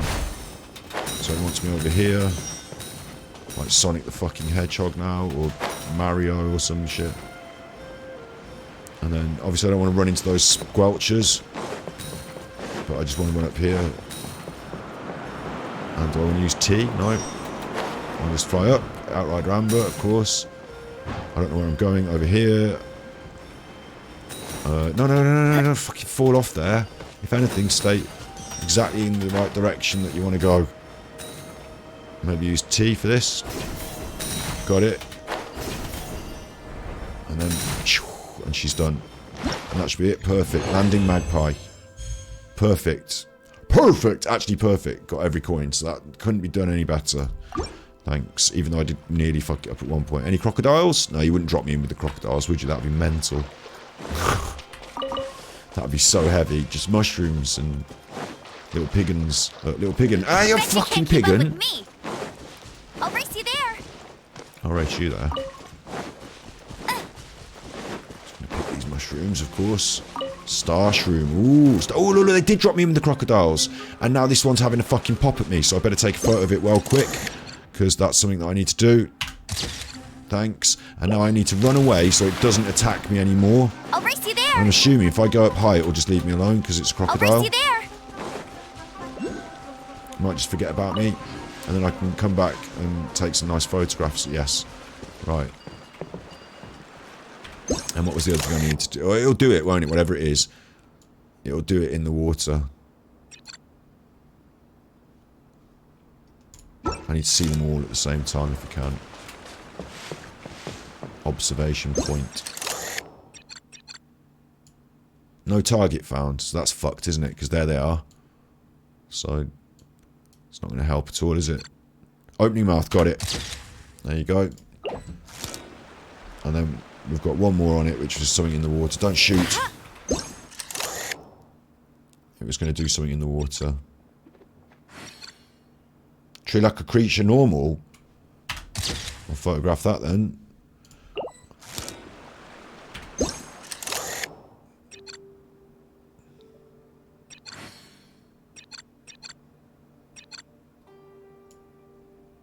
Such a chuffer, isn't it? Be patient.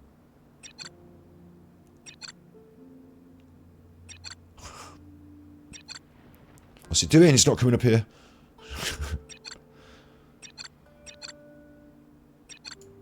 I need to find out what kind of thing it is and get my can of drink if I'm going to sit here being patient.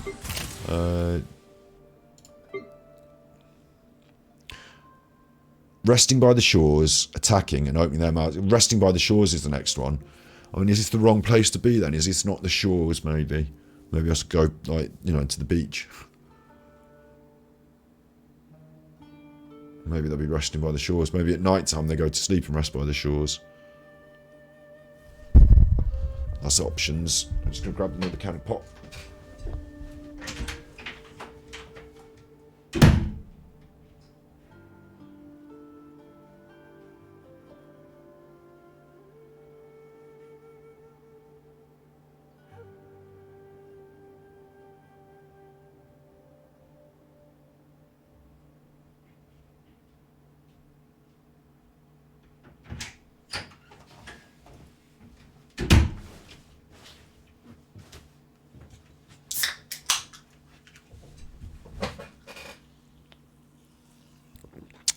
Sweet pop.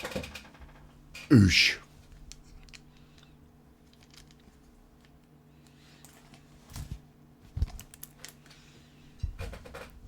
Right. I just got to hope and pray these fuckers are going to Jean will be upset go to if she sleep catches us lazing around like this. by the shores. But I don't feel like these are the shores. Like, I'm thinking, and anyway, I want to get down and electrocute that mushroom thing after this, don't I? So, or maybe I'll find those bouncy mushrooms elsewhere and electrocute them elsewhere. Is that another crocodile up there? What's going on up there? Look, there's an homunculus and there's some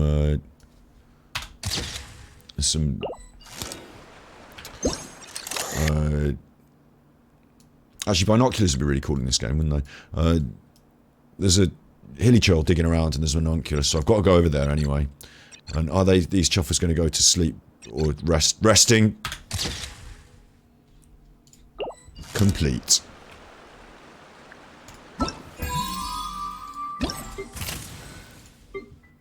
Took a few more of these. So big mushroom, that's a creature. I jump around on there, big mushrooms, it's a creature. Done that one, done that one. So I've got to do the mushroom a couple of times. And that a couple of times, whatever that is. It's another mushroom, isn't it?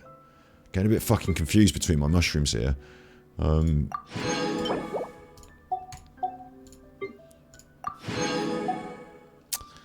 Shaggy beasts eating. That's something I've still got to do. Or was it resting? I've forgotten which one it was that I haven't got, but I've got to get one more shaggy beast doing something. And I completed this. Hooray. Like, for me, I know that that's still to be unlocked, yeah? But for me, this whole thing is so that you can go to the event shop and you can buy these things, and then you buy the things, and then you get the author's credits for setting them up in the different ways, and then you can buy all this stuff from the shop, yeah? So you might say, oh, you've earned this stuff, so why don't you buy some of this stuff and start... For me, I'd rather just do all the quests, buy all the stuff at once, do all it, like, I don't want to have to, like, you know, mess about doing this, like, bit by bit. I'd rather just get all of the fucking stuff and do it all at once. So I'm not going to mess about with the event shop bit of it yet until I've done all this.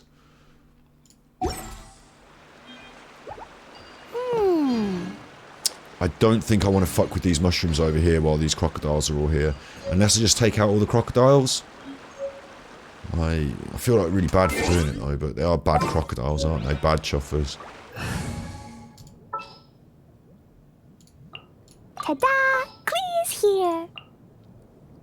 Is he dead or what? What's going on? He's already in the squad. We're going to be needing to electrocute this thing as well, aren't we? Let's go. Time is against us. Is it? I'm just chilling, mate. See what they do anyway. Clee's going to come down and pick a flower. There you go. And if it attacks me, right. Well, if you attack me, then, you know, I can't be responsible for you not getting killed. So. Speed of light. Nowhere to hide. They didn't like that, did they? I'll say no more about it. I'll pick up all these flowers and I'll go and get this homunculus. And I will electrocute and set on fire this other flower over here. So first of all, I'll do the... Oh, I've got to get my... Look, this crocodile's not attacking... Oh. I was going to say it's not attacking me, but it is. Now I'm dead. Look, now I'm dead 'cause I'm in the water. Swimming about in the water. Wouldn't have been able to extricate myself from that situation. Would have, in the real, would have drowned. Fine, go! Ran out of stamina, and suddenly, just like centimeters from the shore, I just thought, fuck it, I'll stop swimming. I'll crack on with drowning instead. No, that was silly. That was silly. Right, this needs to be set on fire. Done. And photographed. Done. Plus, I then need to be able to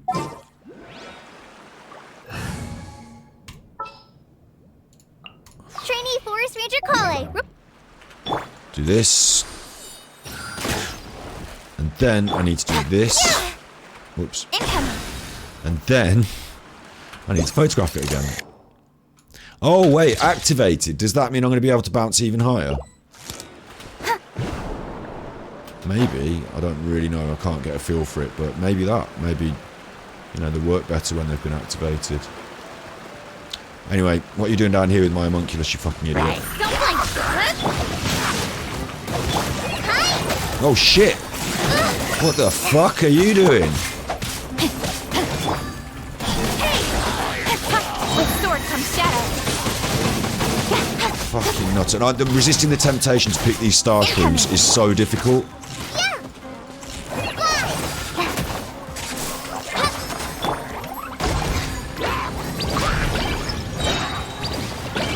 Right, everyone dead now? Thank you.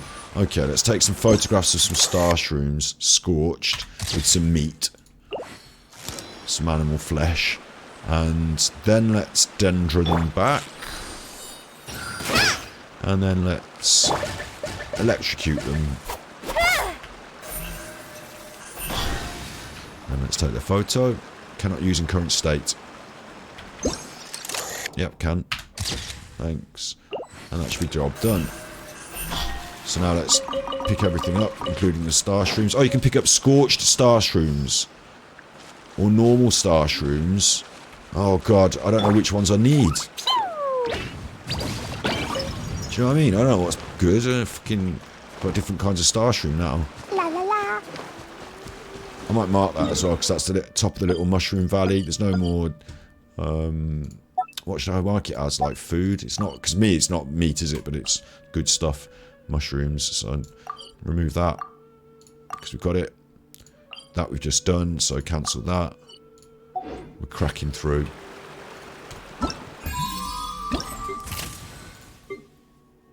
Got ya. Got ya. Tick tick. Boom, what's wrong here? Oh, it's this shaggy beast. Okay, so I know if I see a shaggy beast in the wild, and I don't know exactly where they are, but if I see one, I'm just going to hang out until I see it doing one of these things. I can't remember which thing it is I'm missing. I think it's eating. Because I think it was resting, and I think I made it attack. So I think it's eating that I'm missing. That's on the back of my burner. Over here, we've got these challenges with the boss. Like, these aren't actually that straightforward and easy. Defeat it before it creates new fungi. It's not that easy for me. I was doing it, and then I fucked up right at the end.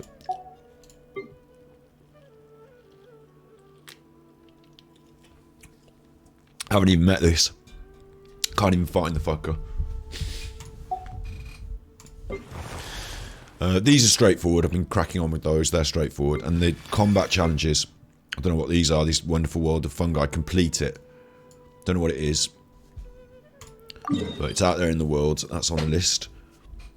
That's on the list. So now what I'm going to do is I'm going to take a little chill pill and react to Asmongold. Reacting to Asmongold. Ooh, who do you think you are, you bad chuffer? What do you mean reacting to somebody who's already reacting? You can't react to a react. You can do what you want. It's the internet. People are doing it these days. And oh, but you don't like it when you see a shorts. When you see a shorts, me? Yeah, you. Me? Yeah, you. When you see a shorts and it's somebody reacting to somebody else reacting to something, you're like, they're stealing content. Somebody at least has stole content once to react to it, but they've had the good audacity, the good nature and audacity to turn it into content by reacting to it, by bringing it to the people. That's been going on for a while. Bringing content to an audience is absolutely an acceptable form of content in my mind as a media producer.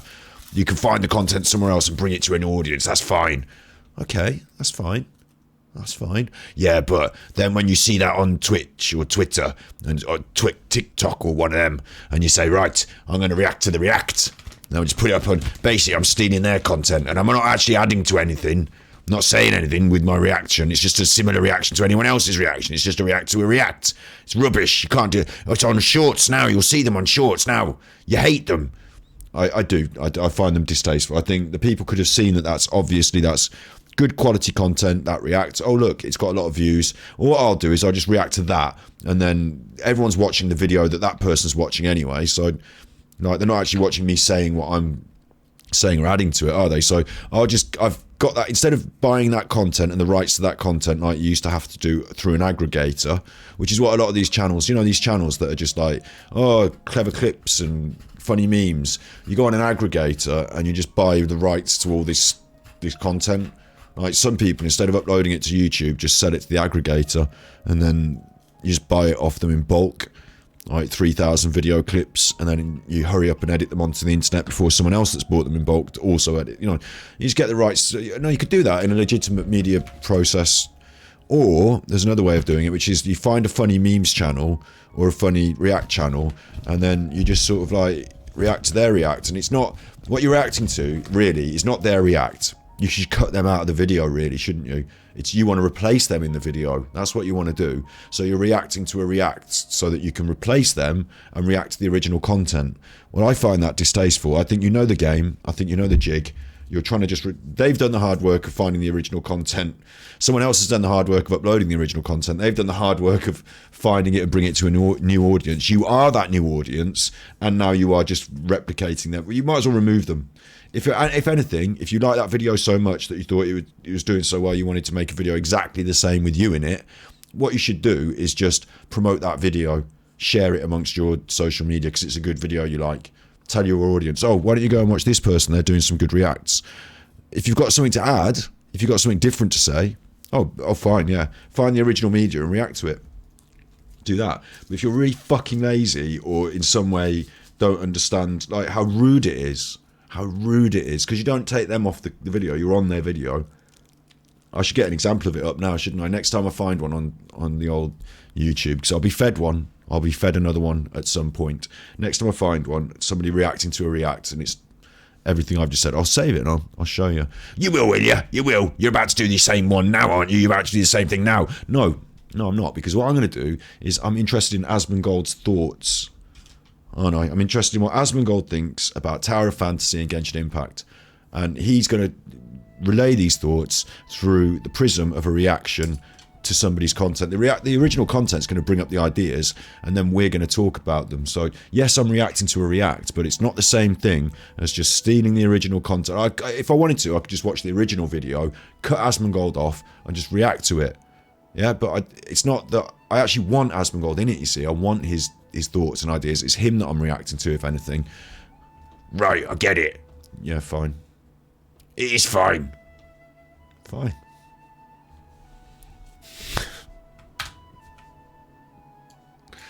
So let's see what Asmongold's saying. I've got some little notes here. Now, we do not have a direct, confirmed... Got a few little notes. What you are watching, of course, is me reacting to Asmongold. Let's get it in HD, please. And let's get the playback speed normal. You're reacting to me. I'm reacting to Asmon himself, this chap. But there's another chap that's made the video that he's talking about. Asmongold is reacting to Tower of Fantasy 2, is already here. That's kind of irrelevant to me. Oh, bad chuffer banging the microphone. That bit's kind of irrelevant, so I will give you, the benefit of saying who it is. Original video by MMO Byte. And I can't copy the link because it peters out on YouTube. But MMO Byte there, B-Y-T-E, like gigabyte, MMO Byte. So that's the original video. But I'm not really reacting to what he's saying. I'm reacting to Asmongold's comments. Release date for the game yet. What he's saying is that Tower of Fantasy 2 is already here. There's already trailers for it. And this guy has seen the original trailers in China, so he's better than you. You think you're getting hyped now about these trailers. Oh, you stupid idiots. It's been around forever. I already know this. So he's letting you into a few ideas that have already been floated around in China for a while, that we're not necessarily party to, and people are getting hyped about Tower of Fantasy 2.0 already coming out. But of course, they're just trying to catch up with China, and that's the kind of comment he's making. And Asmongold's got comments about Tower of Fantasy itself. I think that, like, the reason why I don't complain about this Tower of Fantasy game as much is because I just went into it knowing the game was going to be garbage. Oof. What? What he say? Let's just scroll down so Asmon's the main one. What he say? Release date for the game yet. I think that, like, the reason why I don't complain about this Tower of Fantasy game as much is because I just went into it knowing the game was going to be garbage. Bodied. Shots fired. He went into it knowing it was going to be garbage. Not expecting it to be, but knowing. Like, I knew it was going to be garbage. So, like, if there's something that's garbage in the game, it's like, ah, yep, see? Yeah, I mean, yeah, I never get disappointed with this game. It's impossible for me to be disappointed with the game. This patch. Shit, I feel bad now because I thought he said something about Waifu Simulator, but I can get that on for the edit. Just tapping the microphone, you dickhead. I can get that on for the edit. He said that though. He said he expected it to be bad, so he wasn't shocked when it hasn't been amazing. But it is coming very soon, and people are a little bit concerned. And he goes on to say, he goes on to clarify this point. Alright, so yeah, I mean, I don't know. As I said, this game, it is impossible for this game to disappoint me. I went into it expecting that it would be absolute trash. It would be a horrible fucking piece of shit game. I have been pleasantly surprised that it is at least kind of fun to play. The systems in the game are below average. The world systems below average. World exploration is above average. World exploration, a bit like Genshin Impact, above average. The voice acting and questing is, I think, above average. Above average voice acting and questing, bit like Genshin Impact. The character creation is above average. We don't have character creation in Genshin Impact. That's about it. Yeah, I mean, yeah, that's about it. I mean, there's nothing that's, yeah, it's free. So it's like a 5 out of 10. I think if I was going to rate Tower of Fantasy, I'd say a 6.5. 6.5 out of 10 for Tower of Fantasy from Asmongold. I haven't played it yet, but, you know, he's played a lot of MMOs. He's not impressed. Probably more like a 6. Like, if you don't care about the gambling elements of the game, it's a 6.5. If you do care about the gambling elements of the game, it's a 4.5. Boom. Goes in, raw, bodied, shots fired. 4.5. 4.5 out of 10. I do care about the gambling elements of a game. 4.5 out of 10. Like, I would say somewhere around there. Tower of Fantasy, what do you expect from Genshin now? You've played Tower of Fantasy. What do you expect from Genshin now? I don't know. That's the wrong way round. You should be playing Genshin and having questions about what to expect from Tower of Fantasy. I actually don't know what to expect from Genshin Impact. I'm not sure. Lovely, though, that he's not sure, open-minded enough to say. I'm not sure. But he still hasn't... Has he played the game? Has he played the game? What do you expect from Genshin now? I don't know. I actually don't know what to expect from Genshin Impact. I'm not sure. I think he's thinking about... I think he's watched videos about Genshin Impact. I don't think he's played the game. I think he's watched other people playing it on stream, and he's watched videos about it. Just looking at his face when he thinks... I see, what do you expect from Genshin I mean, he could be just now? reading monitors. Though. His chat's over there. I don't know. And he looks up and away up here, and I don't know if he's looking into the part of his brain that's concerned with thoughts and ideas and the construction of them, because neuro-linguistic programming would say that you can use the eyes to reference that, but it's different from people, and maybe modern body language doesn't rely on that so much. And of course he's got monitors up, so it's really hard to read his body language and thinking, but there's something he's thinking about Genshin Impact. Oh, I actually don't know what to expect from Genshin Impact. I'm not sure. I hope it's good. Like, I genuinely hope that I can play the game and have fun. Oh, well, you're gonna, aren't you? Because, well, I think you are. I might be wrong, but I've had fucking loads of fun, and you can definitely play the game. It's free. I just hope that you don't try and spend loads of money and do loads of rolls on the gacha and get waylaid with that part of the game. If anything, I would say, if Asmongold would ever hear what I say, but if anything, I'd say just really don't lean on that gacha thing. Play it free to play. Honestly, play it free to play for about 3 weeks. See how it goes on that front, and then later on, if you want to start chucking some money at some characters when you know what's going on, maybe you do that. But initially, play it free to play. See how the game gives you stuff at the pacing it gives you, and don't try and grind too hard early on as well. What I did early on, personally, I'll quickly take you back to Teviat. What I did was, because I knew I was going to want to play the game on stream, and I didn't know about the game, instead of just turning it on day one and saying, right, this is Genshin Impact, and here we go. I did that as a stream, and then I turned it off stream. I carried on grinding. I went and hit these leyline outcrops for the XP books, and I went and hit the leyline outcrops for Mora, because I knew that you're going to need the in-game currency and you're going to need the experience books. But I didn't know anything about the game, so just to get used, and I just got a new computer, so I was just going on to WASD. So I wanted to learn WASD again, like relearn WASD, and to do so, I chose this game. So I was running around every evening, a bit of a practice on the keys. I didn't want to look like a clumsy idiot on stream, so I didn't do a stream of me practicing how to use WASD and any of that. I took 2 weeks of just, I think it was about 2 weeks, not deep committed gameplay, just in the afternoon sometimes as a bit of a wind down, doing a few of these leyline outcrops, sometimes doing the commissions, and just doing the basics. Just really doing the basics. Not going anywhere and exploring anywhere big. Staying in this first area, not doing the story quests at all. I just did a little bit of grind every day to pick up the... I mean, Asmongold won't need to pick up the flow and the thing of the game and the WASD and how things work on the system. He'll be a bit more cute to it than I was. But I wanted to just get, a feel for it, so I knew how to control everything, so that when we started a stream... actually, I'm a bit wrong, aren't I? Because I started on PlayStation, didn't I? I started on PlayStation, so maybe it was just not the WASD keys, it was just the feel of the game. Might be a bit wrong, might be getting confused in my memory there. But I feel like it was on the computer though, getting used to the WASD that I did with Genshin Impact. Anywho, I wanted just some time to get set with it before we started streaming it. So when I came to stream it, I'd got a few resources, I'd got a bit of Mora, and I'd got a few of those level up books, and I was I was a bit of a higher level than most people are when they start doing the story quest. That's fine. That was cool. That's fine. I think it's a good idea if you're Asmongold. Right, Marlo. If you're Asmongold, I think it's a good idea just to not enjoy the game for the game. Get used to the characters, and not be reaching for this banner system. And he already knows what this is. He already knows what the gacha system is.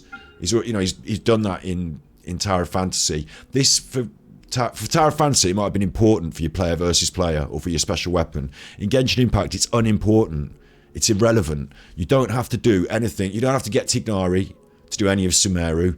You just get given Collie for free. So use your free Collie. That's what this is about for me. So it would be wrong to judge the game by coming in and on day one going, oh, I've spent $1,000 in this shop and I've got all these great characters, and now let's have a look at the game. I'll get grounded for a whole day, but it's way worth it because the fish tastes so good. Shut up, Clea, I'm talking.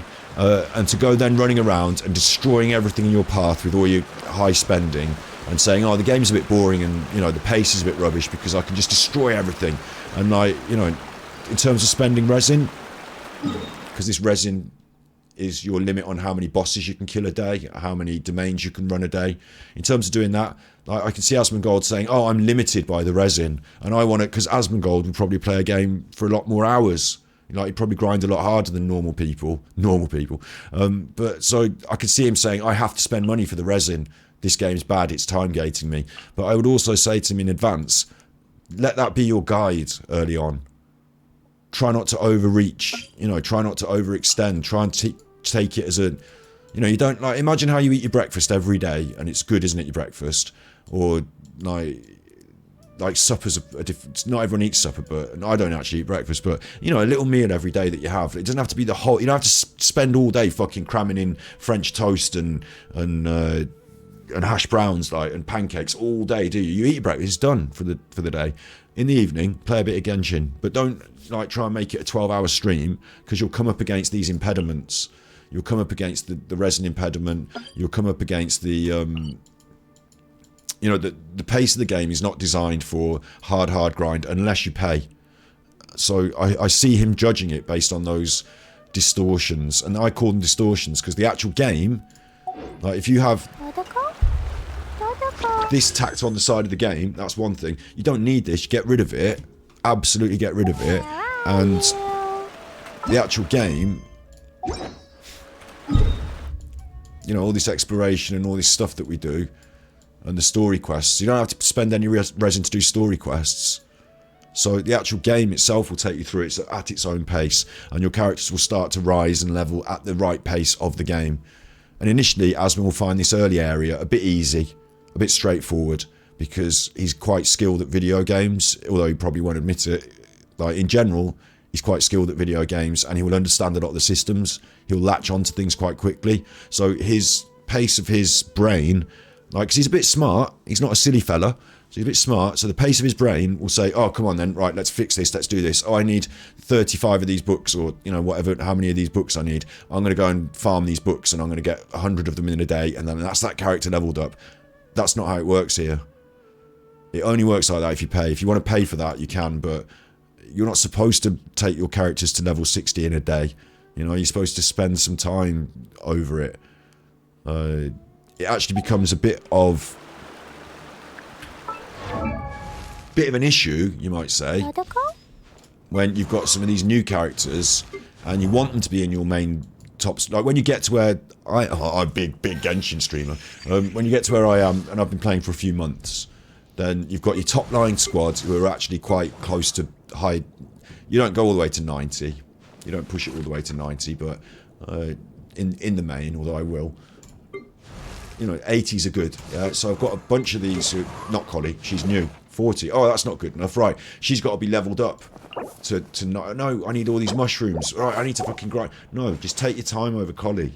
You'll pick up those mushrooms along the way. She will get ascended. You will have to do a bit of grind here and there for some of the bosses and stuff, as I have done to get here. But I can tell you, it's better to pace it out over a couple of months than to try and cram it into 2 days and come up against the impediments that are natural in the game. The collection of berries that don't respawn. The number of bosses you need to kill to get these materials. The fact they don't always drop the good materials and you need to kill them again. Like, let it take its time. Otherwise you're spoiling. Maybe you could argue shut up. Maybe you could. Oh, I can't go on this screen either because they'll talk. Maybe you could argue, and it's a shame that I have to have this screen instead of the beauty of the game behind me, but maybe you could argue that the game forces these like distortions on you, but it's also coming from you and your feelings. So you have to be able to let things go sometimes and not try and overburden yourself with, like, I think of it like squeezing an orange sometimes, squeezing all the stuff out of the area, squeezing all the juice out of the game. Like, you don't have to crush every drop of juice out of that orange peel in like you would with an orange squeeze in one day. You want to be able to go back to the fridge and have another squeeze tomorrow, and another squeeze tomorrow, and another squeeze the next day, and they'll keep popping more oranges in the fridge, and you'll be able to keep squeezing. You'll never have a problem with the amount of oranges you can squeeze and the amount of juice you get in, as long as you don't expect to be able to fucking glug back juice like, you know, you're on some sort of juice eating contest. It's about pace, and the game automatically sets a pace for you that you can choose to follow, or you can abandon and spend money on and hard grind and all that. It's there, but you don't have to do it, and it's not really the best way to do it, in my opinion. So that also counts for this system. Save up your primos. The game will give you free wishes early doors. He will get his big sword character, he'll get Noelle, and he'll think, that's interesting, and then he'll say, oh, well, I need to get her a special sword. Just take your time. Like, you'll get your characters along the way, and when you get them, it's like opening up the cereal and what free gift did I get. You don't choose it, it falls out in your bowl, and then you'd say, oh, I got the spokey dokey for my bike, and I'm going to put that between my bike spokes and it's going to make a noise, yay. Or I got a fucking torch and I don't want a torch. But, you know, now I've got a torch. I might go out, you know, in my bike in the night now, because now at least I've got something. Like, do you know what I mean? Like, you use what you've got and you enjoy what you get in your own way. And you do get stuff. Like, you do. I've never spent a penny. Genshin Impact money spent 0. And of course, I've got, after a few months, a full deck of interesting, varied. Some of these are 5 stars.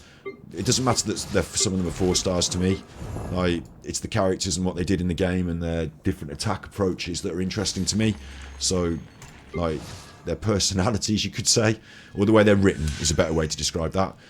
That's what's interesting to me, and their utility as well. So, then you've got the weapons. Again, like, I've got a 4 star. It's not a 5 star, but I've got a 4 star, and it really does the job. And I don't know if I'm ever going to get 5 star weapons as a free-to-play player, but I don't have to care because I'm not going up against some competition for damage. I keep increasing my damage in all these other ways with artifacts and talents. You know, there's always ways to increase your damage. So, I shouldn't worry about going too hard. You'll spoil it. You'll spoil it. It's a lot like a really nice car. It's a lot like a really nice race car, or a, you know, a Lambo. That's the colloquial language that we can all understand on YouTube, isn't it?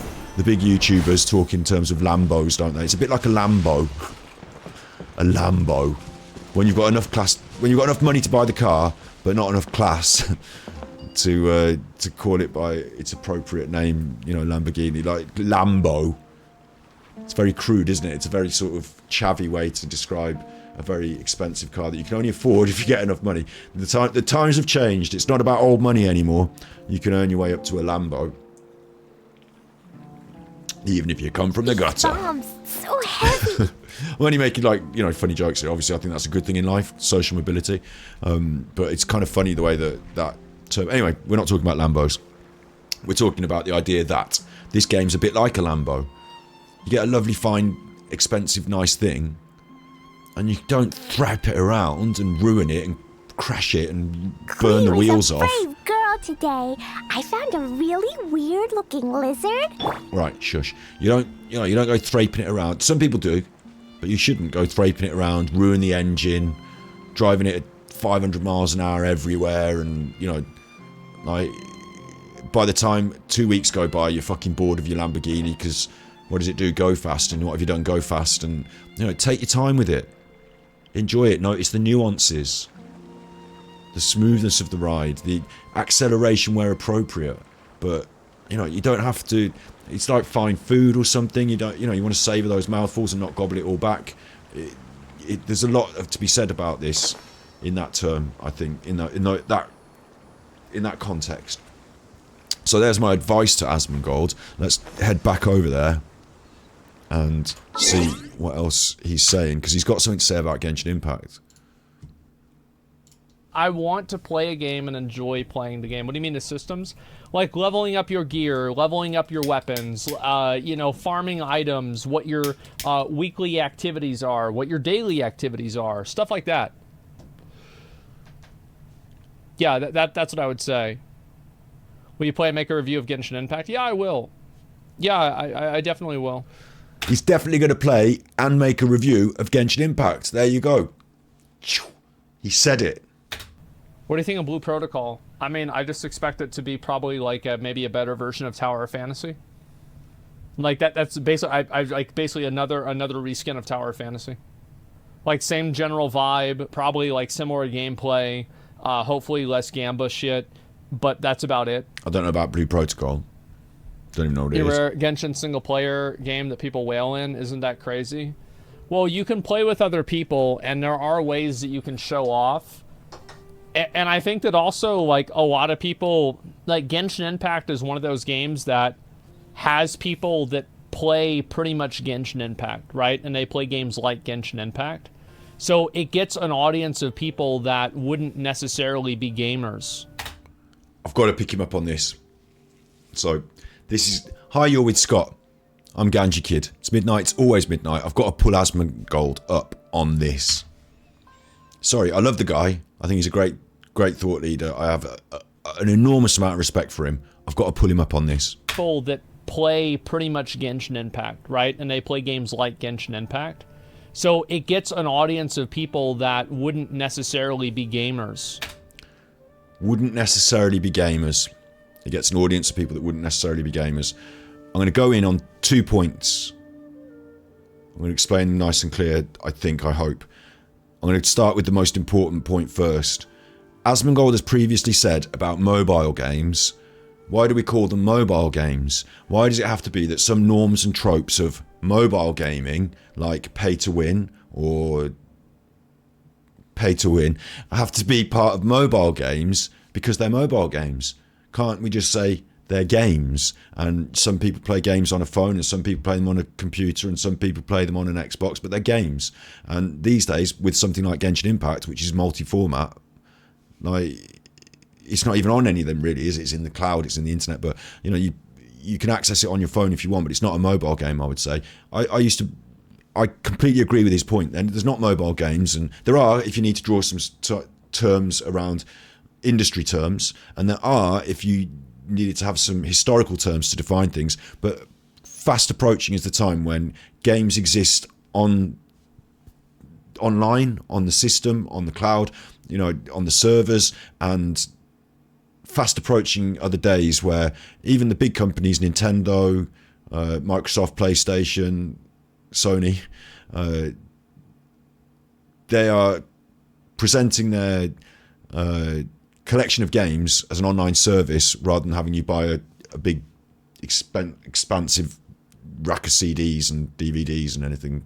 Yeah, so that's rapidly approaching in the future. So your access to it might be on your iPad or on your PC, or it might be on your smart telly with a controller. You're accessing games, you're playing games, you're a gamer. Yeah, see how I'm tying these things in here? He said that Genshin Impact, it brings in a lot of people who wouldn't necessarily be gamers. Now, I'm going to pick him up on this because I think he has, like I'm doing, he has to talk on the internet a lot, and he's talking through his ideas as they come up. So maybe, you know, talks around things in different ways and takes both sides of the coin sometimes. You know, maybe talks around both sides of the coin sometimes. But I think his point about all games being games, all games are games. They're not mobile games, they're not PC games anymore. I agree with that. And I'd also go a little bit further because I made a documentary, and if you go on my channel, Ganji Kid, this is our channel on YouTube. If you're watching this on Ganji Cuts, find this, Ganji Kid, the main channel, and you search on the videos and you go to indie. You'll find a list of all the fun indie games that we've been playing. That's been fun. And also, I went and made a documentary about indie game development, and it features people like a dude that made Candy Crush, a dude that made, what's it called, Clash of Clans.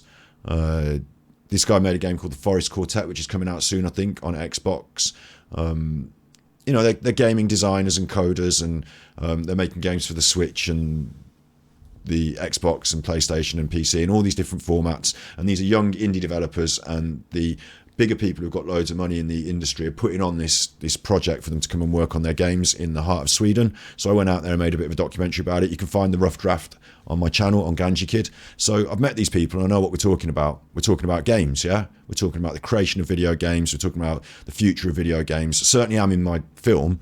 And what's quite important and interesting that came through them, not something that I wanted to put in the film because I went there and said, oh, we need to make this point, but something that came through them organically, so I made sure to feature it in the film, was that, and they talked about it, so, you know, I've got it happening, as well as them talking about it, is they play a lot of games. Look, she's saying it here, so I'll just get this. And for me, is that there is always somebody...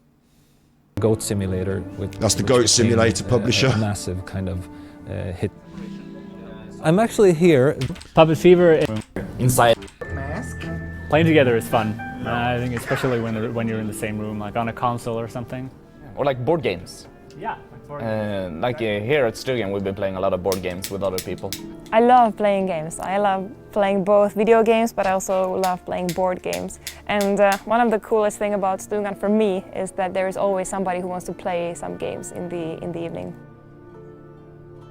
We actually have a Dungeons and Dragons team, what do you call it, here at Stugan. And we're playing like a modified version, so where we replaced all the popular races like the elves with birds.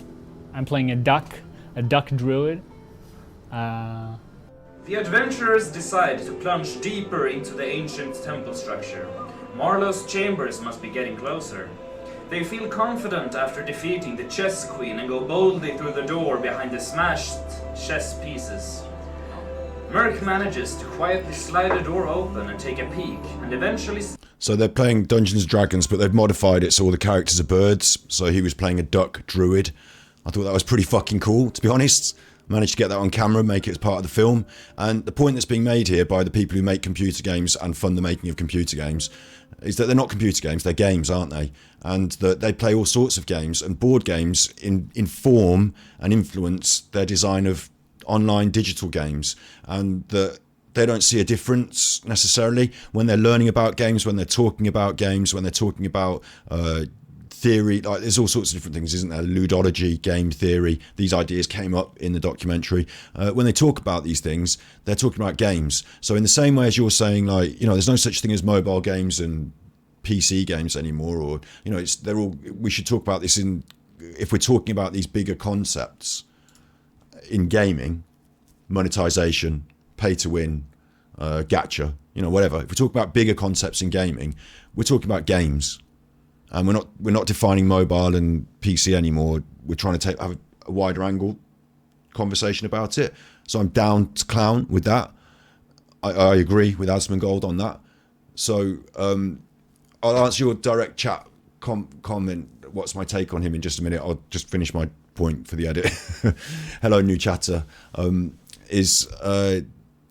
I'm down to clown with what he's saying there. I agree with what he originally said about mobile games. So not being so my point is here that so now we're talking about board games are games, Dungeons and Dragons is a game.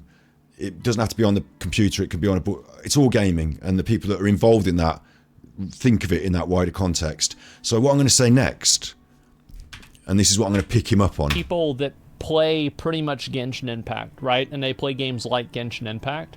So it gets an audience of people that wouldn't necessarily be gamers. I've got to pick him up on that. What do I think of Asmongold? I think he's a wonderful person. I think he's got a beautiful heart, and I think he has worked really hard to achieve his goals. And his goals might not have been congruent with what the rest of society would apply to somebody to say these should be your goals. But he's been brave enough to follow his own path and live the life that he's chosen, that other people might not necessarily choose. It's taken him into a different place in the world, and I admire him for his resilience and his courage and his intellect and insight. I don't always agree with everything he says, and sometimes I think, like, one of my worst bugbears is that, I mean, it might be because of the crew that he ends up going around with, you know, the whole OTK crew. I think it can become a bit of a boys' club, and I think that he refers to his stream like, hey boys, and I think that you know, I don't know who, like you talking to me in chat here, new, I don't know if you're a boy or not, so I'm not going to say, all right lads, hey boys, and make it all about boys and boys, but there's a bit of a feel of that to some of the OTK content. So I'm not pointing the finger at Asmongold and saying he's a big sexist, but that's something that I don't necessarily resonate with.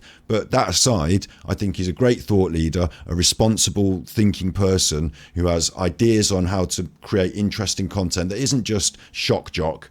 You know, it's got some meaning behind it, true meaning, it's true thoughtful meaning. And I think he thinks about things and has a heart of gold and has gone through a lot in his life. And I admire his journey. I admire him. That's what I think of Asmongold. I admire him. And I think that he's a good role model for people.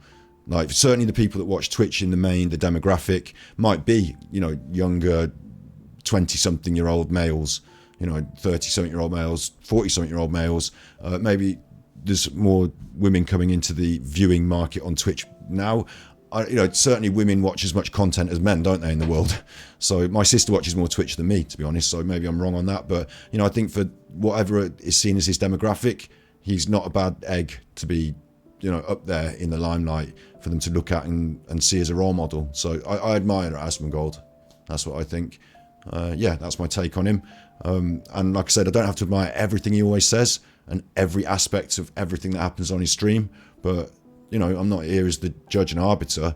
I just think all those things I said absolutely go before my feeling of discontent with certain aspects. Like all those admirable qualities resonate with me so much more. What I would think of Asmongold is that he's a warrior.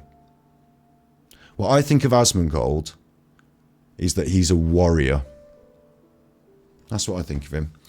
Okay, so I'm going to pick him up on this now. So I'm being a pedantic, nitpicky bastard about someone that I really admire, which now, in context, makes me seem like a dick.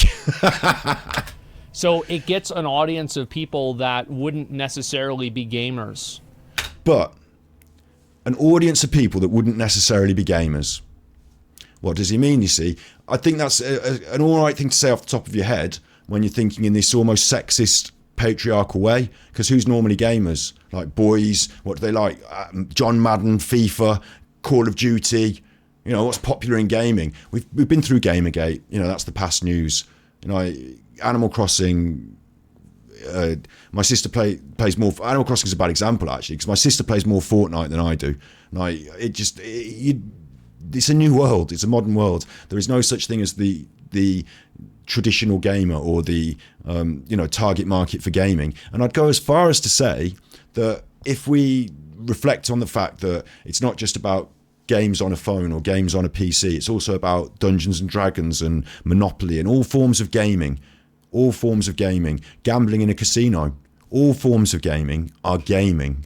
They're called gaming in casinos, so they get around the gambling thing. But you know, we're playing games. We play games in life as human beings. Asmongold was talking about turning jobs into a game, and at that point, people they perform efficiently at the game, but maybe inefficiently at the job. He was talking about that idea the other day. He understands humans play games.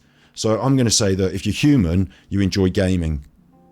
I'm going to make that little link. I'm going to say there's not that many humans I've met who have not got any form of game, whether it be chess or football or whatever, open that field wide. I'm pretty sure all human beings as children have enjoyed playing. All of us. I don't think there have been any children that didn't enjoy a bit of a game of something ever. Never. So human beings like playing. That's why gaming has exploded on this international multiverse platform. Like, when we got the internet going, gaming, when you think about it, you get the internet going, like you get the actual full-on internet going, yeah?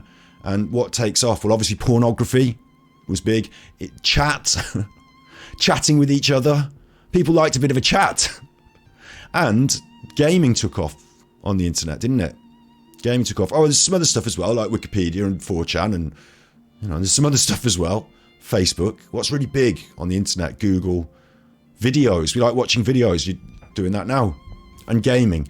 And it's no surprise to me that on that platform, our ability to interact and play was explored in such vast and unknown and joyous ways. Like it's fantastic when you think about it. When you take a step back and think about what we're doing on the internet, it's like all connected. And like when I was a kid, I had to go to an amusement arcade, and if I was lucky, they had a 4-player console on the kit, and I'd come and mate play. Have you got 50p? And we don't do that anymore. We're on the internet. So I'm saying that he said Genshin Impact attracts people who wouldn't normally be gamers, and I'm going to say that's a mistake. That it's missing something here. It's okay for him to make a few mistakes sometimes. He might reflect on what I'm saying and maybe agree that we're all gamers at heart. So what's actually happened in the modern world is more and more people have had access to, now we're going to say not just, Monopoly, chess. We're now going to say, okay, digital games, computer games, mobile games, everyone's got a phone.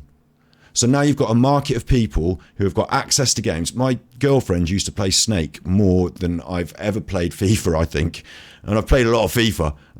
Everyone's got access to these games now, and everyone does like gaming. We're all gamers. We're humans. And everyone's got more and more access. Suddenly it's not about whether you own an Xbox and you're a 14-year-old Halo addict. That to even buy the Xbox in the first place was a bit of a leap for certain demographics. The Wii changed that, didn't it? Like everyone was bowling in their living room with the easy-to-use controller from Nintendo. Blue sky thinking, open up the market to everyone. Like, don't be restrictive in the way you're selling these products to people. Open them up to them, and they will come and consume them. So everyone likes a bit of gaming.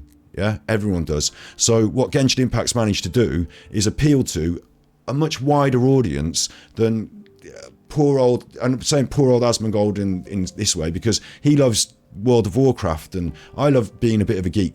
You know what I mean? Like we all do, don't we? We all like to pretend that we're like, you know, a dwarf or a troll or a like elf or a thing in a computer game. But like in the big world, in the big picture of the modern world, it's seen as being, it's still seen as being a little bit niche and a little bit geek chic. Maybe now geeks more, when I grew up being a geek was like a negative, like playing Dungeons and Dragons and painting Citadel miniatures and all that was put in the box of you're a fucking geek.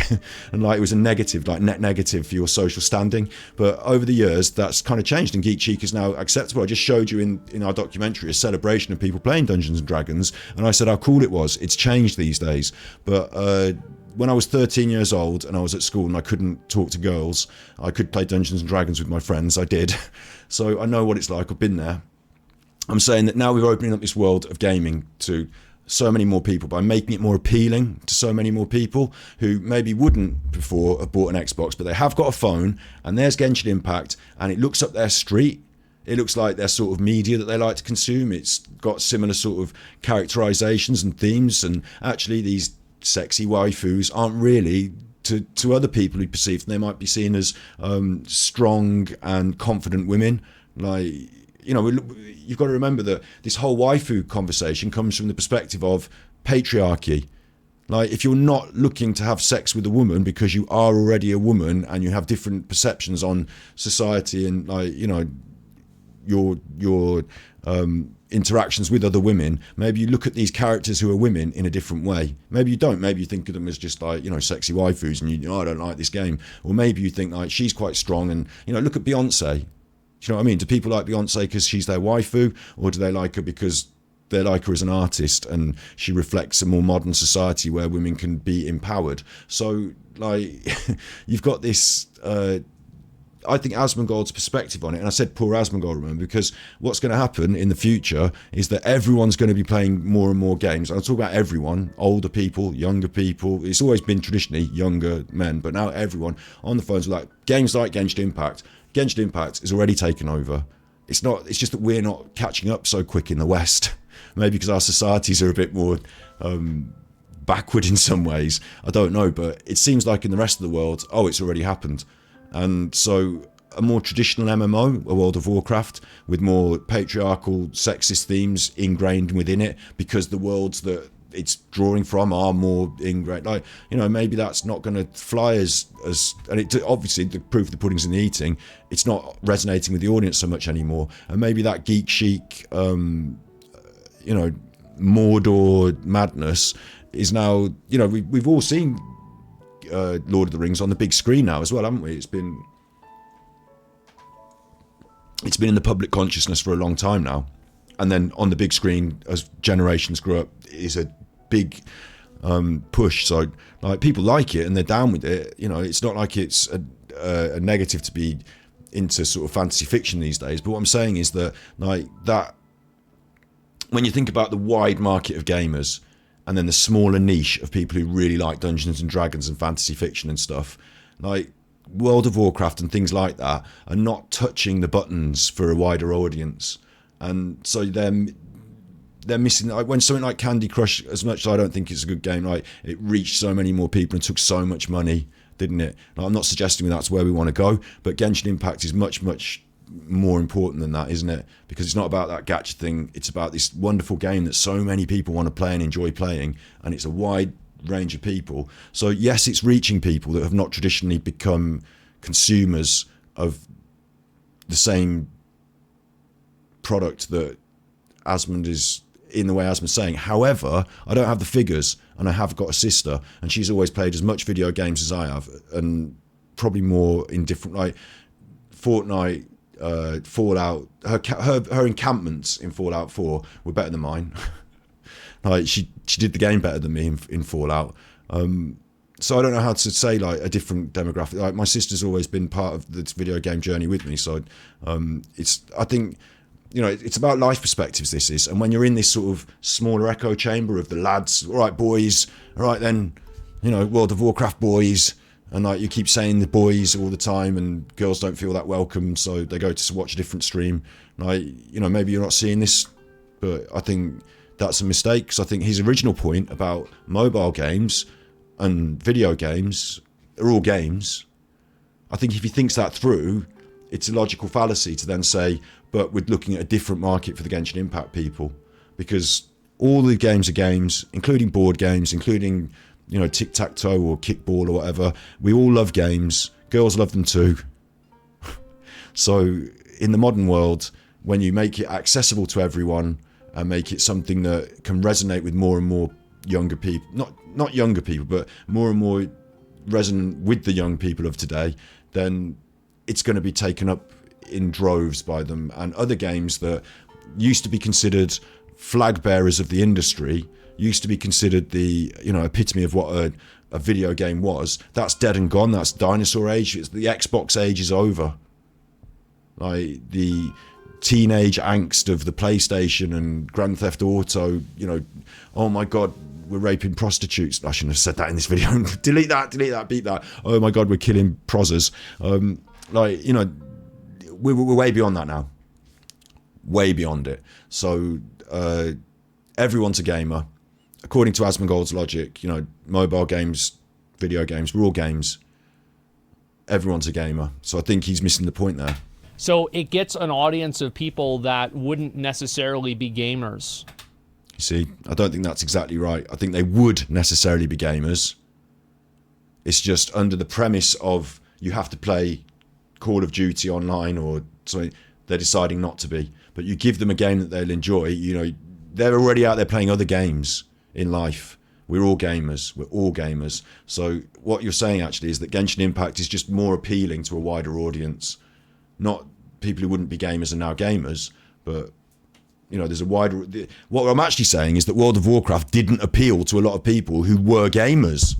Or other games like FIFA. I used to play fucking loads of FIFA, and it did not appeal to a wide range of gamers. And when I went to make that documentary, Indie Game Development Paradise, Sneak inside together with you know, these people who are, you know, not just gamers like me, and I made this sequence here. No, wait, I made this sequence. Where's the sequence of the Dark House and them playing the games? This sequence. These people are just like you and I. You and I, you and me. They're just like us. They're all playing games on the telly and having a laugh, and, you know, and they're also then in their daytimes, you know, when they're not doing this, actually making computer games as well, So,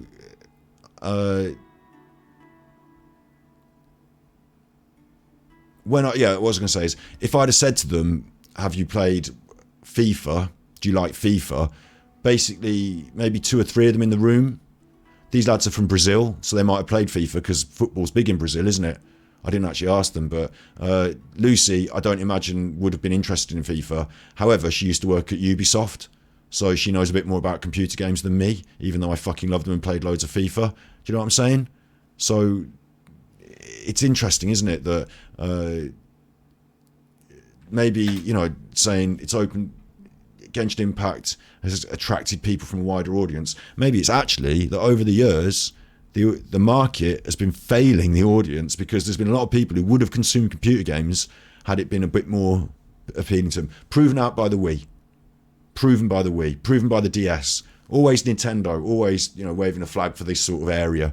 And I suppose, because I've always had a Nintendo in my house, that my sister has come along that journey with me, because it's been a bit more accessible through that prism. But maybe not on World of Warcraft, and maybe not on Call of Duty, or, you know, other places. Maybe not even on Twitch.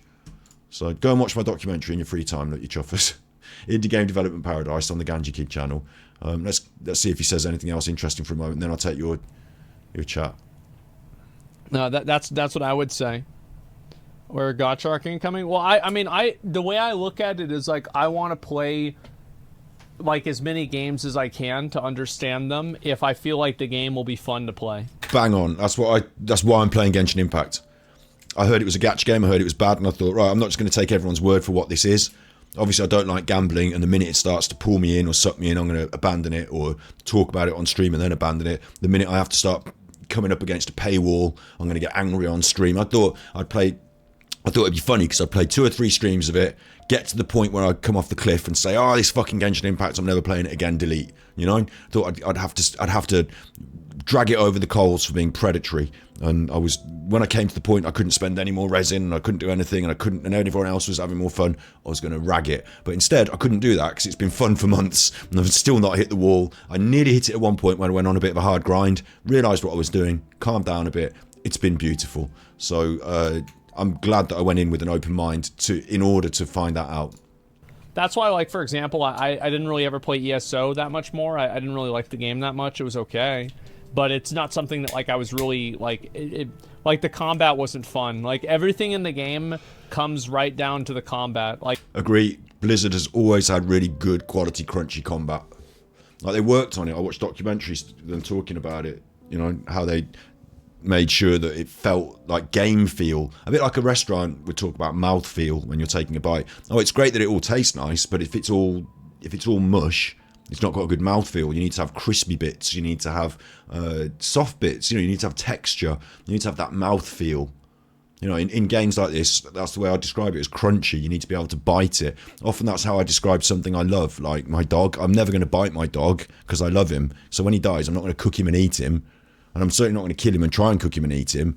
And I wouldn't do that of other animals because I see that I love my dog and he's got his own life and his own mind. So when I come across another animal in life, I think, oh, that's quite like my dog. It has its own life and its own mind. Look at it going about its business. I'll probably leave that and eat fruit and vegetables instead. Anyway, like, point being that... like, if I like the combat, I'll play the game. The combat is crunchy. The combat is solid. And that's how I feel about Genshin Impact, actually. I might be wrong, you know, Asmongold's probably done a lot more combat in a lot more games, and so might have a bit more of a wider opinion on it than me. I might be wrong, but I think Genshin Impact's quite good. Does your sister sit and watch, or actually watch the people on Twitch? My sister watches, I don't know if she's here now, Roger. In fact, she hasn't mentioned that she's here, so she's a moderator here, but no, she watches other people. She watches Fortnite streamers, and, you know, like when you start watching a streamer and then they've got, like, friends, unlike me. Unlike me, although I'm going to draft one in the next week or so. I'm going to draft one in. They've, you know, they've got people they're connected to, and there's like this top tier on Twitch of people who have either been there for a long time or developed enormous popularity. And Asmongold, I think he fits in there. I think he doesn't know, but he's like the dark sheep of the top tier. And there's a lot of, I think he does know, really. I think he knows, but. Yeah, I think my sister watches some of this, you know, some people that I don't watch from that top tier out of, like, interest and out of, you know, enjoyment of their content as well. So, yeah, she watches all sorts of things on Twitch. When I was 13 and couldn't talk to girls, I played D&D in my mate's basement, and now you've grown up to hate women's coconuts. I went to a boys' school, so when I was 13 and I couldn't talk to girls, I didn't have to because they weren't at school. So we were actually kind of like, it might have been a factor. Obviously, 13 was the cutoff. When I started getting naughty and started getting into rock music, I stopped playing Dungeons and Dragons, started smoking. like things changed, but there was a moment, like, you know, as I hit secondary school, you know, 11, 12. Where I hadn't been introduced to Dungeons and Dragons, I hadn't been introduced to little miniatures that you paint and play on a tabletop game with. Had never seen them, and when I did, and there was some kids in the class who showed me them, I was like, they look cool, like little army soldiers that you paint, and then you have a get. Oh, can I play? No, I haven't got any soldiers. All right, I'll get some soldiers. Can I play? No, you haven't painted them properly. All right, I'll have to learn to paint them. Can I play? No, you haven't painted the bases the correct colour, so the bases have got to be the correct colour. All right, fuck this. Like, do you want to go for a cheeky whiff around the back? Because no, all right.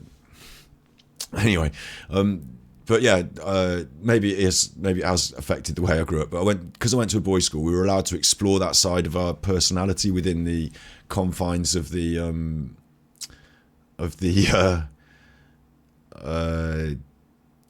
we were able to explore the confines of our personality through.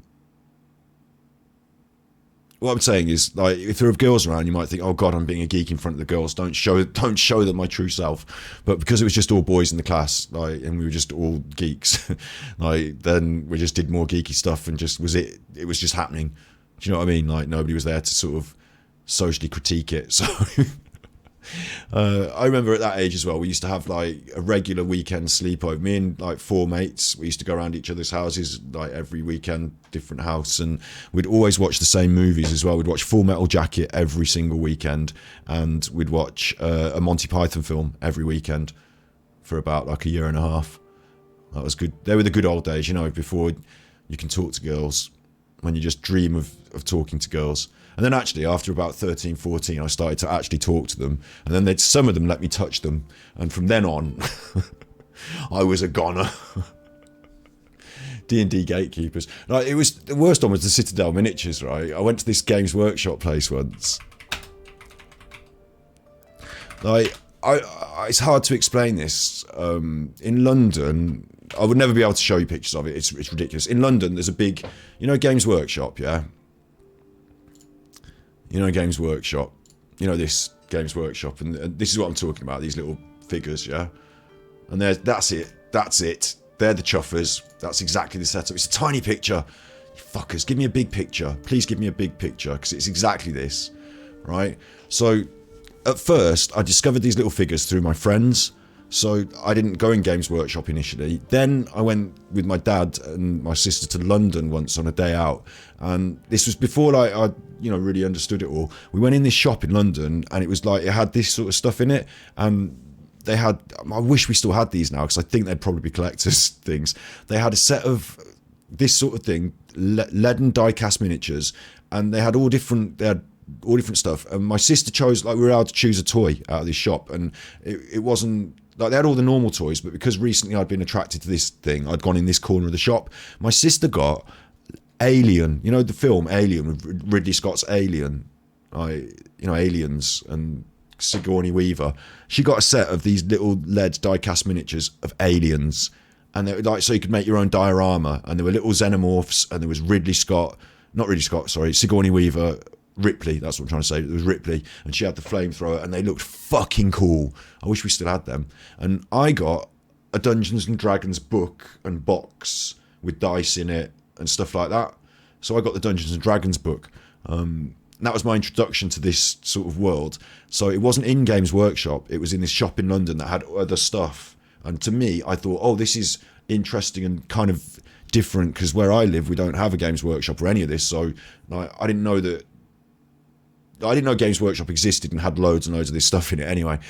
So I took it back as like this treasure from London, and then like through my friends was introduced to the Games Workshop. I went in the place and they got all the miniatures, so I spent some money. I could see in the background there Blood Bowl. That was like can I have this for my Christmas, or can I have this for my birthday?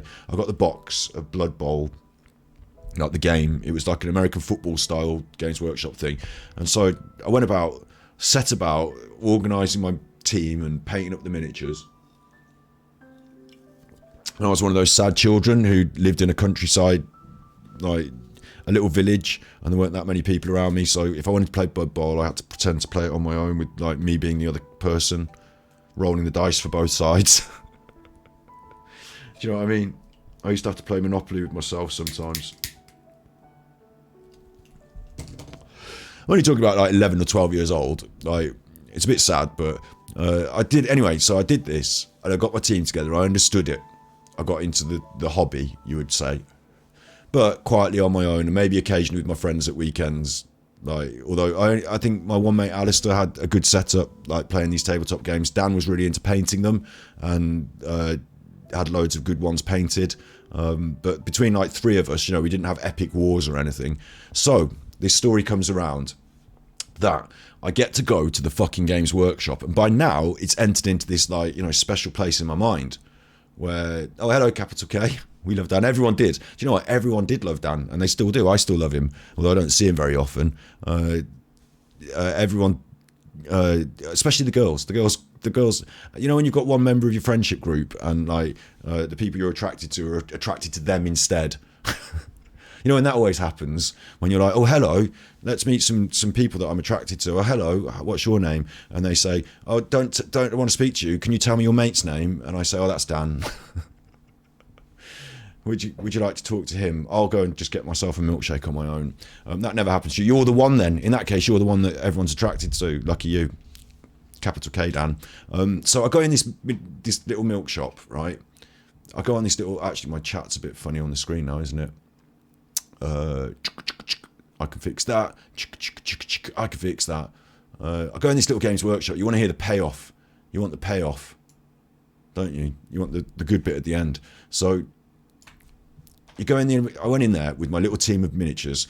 My mum has took me. It's the next town along, so I can't go there all the time. She's going shopping, and I get to go in here and stay in here for like an hour and a half, and I'm allowed to come and play at the thing. They've got a Blood Bowl full setup tournament thing. They've got, you know, it's all in there. I go in there for an hour and a half. I've got my box of little men in my box. I'm in there, and there's people playing on the Blood Bowl pitch. So I'm sat there and I'm watching them, and I'm only like 11, and they're all like a bit more D&D gatekeepers. They're like, you know, slightly older, and they're not really interested in me and what I've got to say, and they're interested in their game and they're playing it, and I'm watching it and I'm interested. And at the end, I'm like, oh, can I have a go? My turn, you know, I'm on the list. So it comes to my turn, and I get my little men out, and they say, oh, you can't play because you haven't painted. Literally, you haven't painted the base, because they're all on these little stand bases, aren't they? They're all on the little bases. Like, those little bases have to be painted green to be able to play. And I was like, what? Like, just let me play. Like, it doesn't matter, does it? Look, these ones are on black bases here. Like, you've got to paint the little bases green, otherwise it's not legal tournament. You know, you've got to paint them green. And I'm like, oh, fucking hell, well, can I please... And then they were like, okay, you know, you can paint them here, but like the paint is $4.99 and the brushes... And I'm like, I haven't brought my paint and my brushes, and I'm paint... Can nobody give me some green paint and all this? Like, so I didn't feel good about this, bear in mind. I'm like a 10-year-old kid on my own in the shop, just desperate to play a game of this fucking game that I've been painting and messing about with at home for weeks.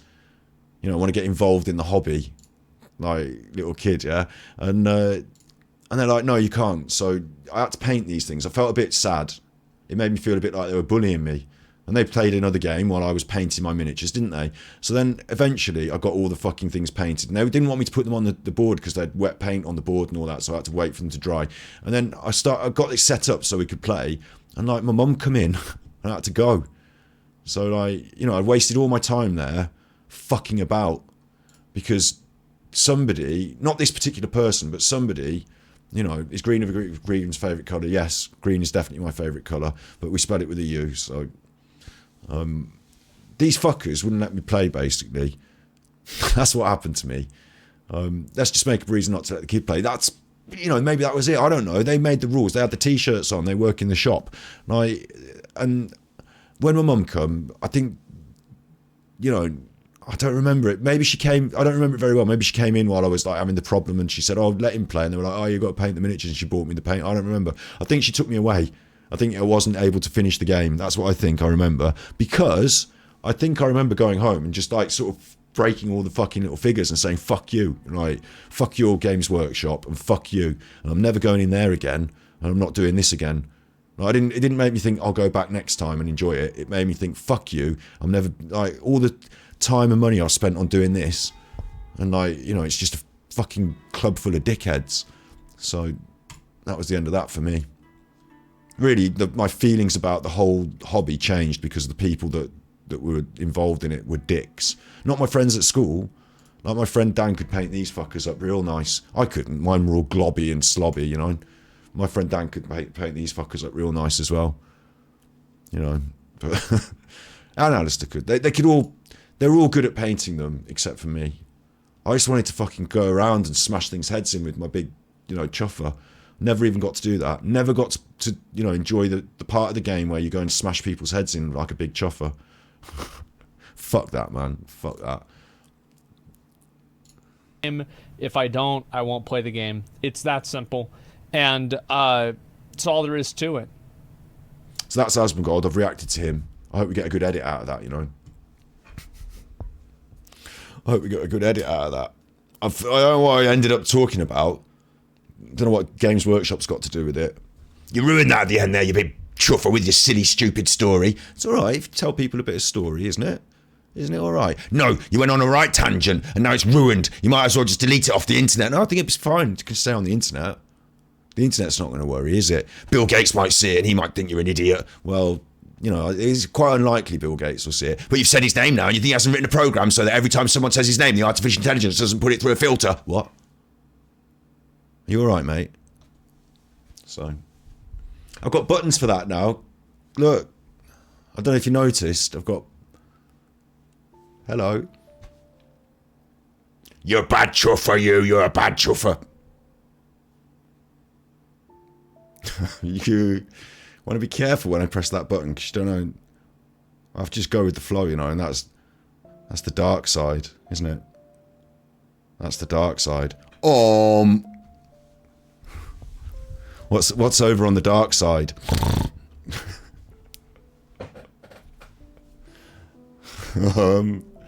Yeah. It's good though, isn't it? It's good. What's that picture of flowers for? Because the indie game documentary is set in the forest of Sweden.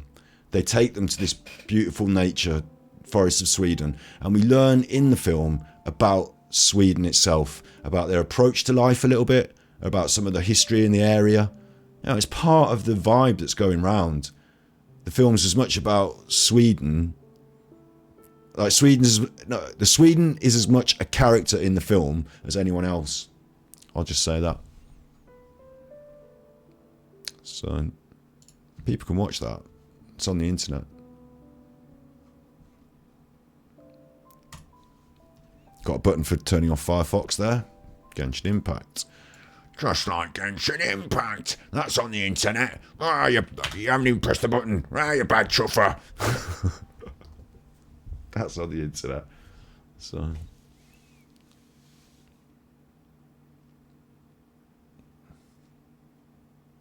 I can only assume he was handsome and cool based on what I know about Rogers. Are you talking to each other? Look? It's kind of okay, isn't it? It's okay, I'll let you. It's fine.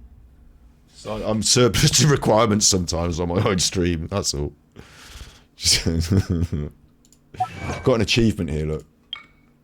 Use catalyzed reactions to recover what should have been lost. It's a fucking weird achievement. Told you this was appealing to more people, but... In adventuring, as in business, you always have to seize the opportunity while it's there. Okay.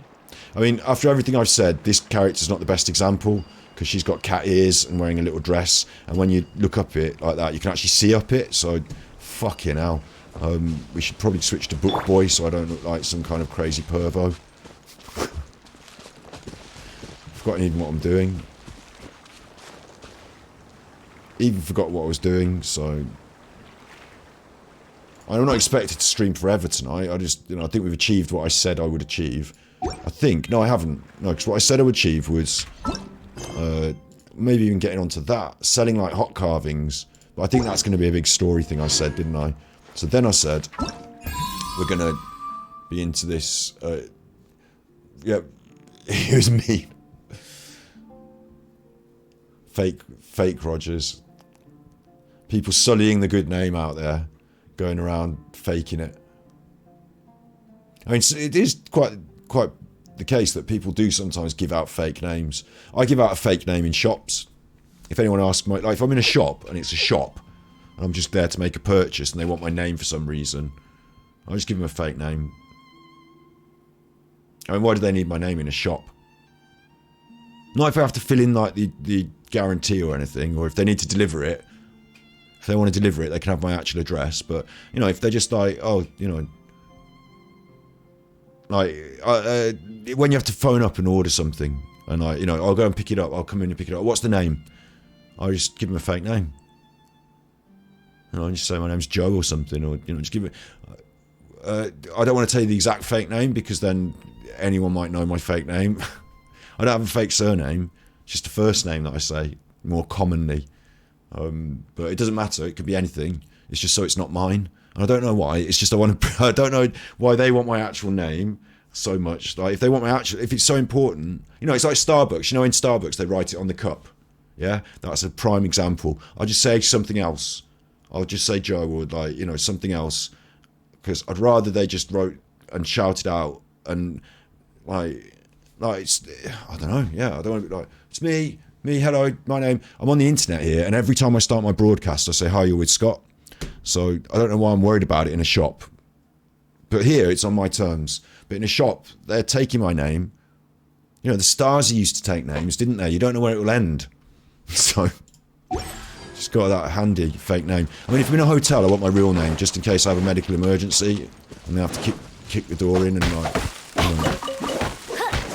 You want the paramedics to be calling the correct name, but if I'm in somewhere formal, if I'm booking a restaurant, I'll give them my surname. I'll say I'm Mister, and give them my surname, and then that not only makes me sound better and more formal, but you know, when I go there and like if I'm with guests, they'll call me by my surname, won't they? I'll say, oh, hello, Mister, and then that makes me sound even more like, oh, hello, I'm important, bit of a big cheese round here. See how formal they're being with me. To the table, garçon. Well, you don't say garçon, it's rude. You say, to the table, my good man. Well, they say that. They say, would you like to accompany me to the table?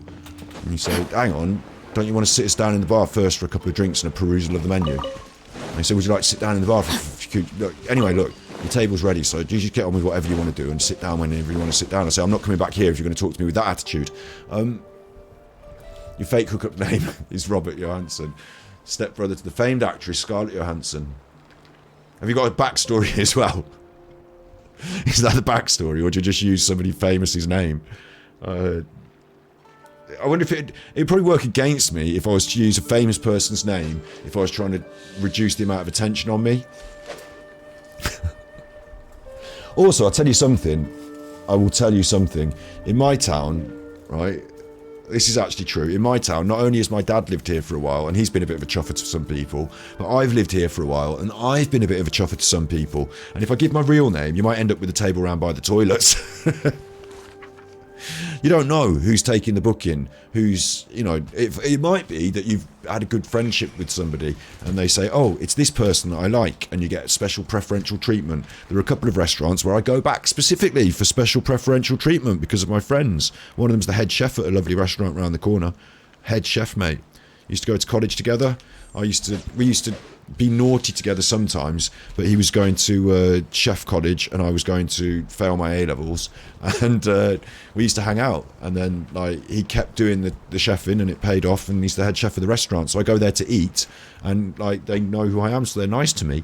But if it was you know, somebody else who I'd pissed off, there was one lady who I've got like a running battle with. I never embark on a journey without a good book. Shut up, book boy. In my town, I used to run a hairdressing salon, and so I had some opinions on what was going on in the town around me.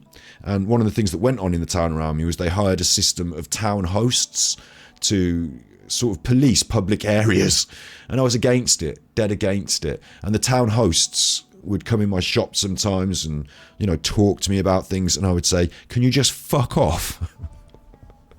Or like, you know, don't tell him what to do. No, you can't. You're not a police person.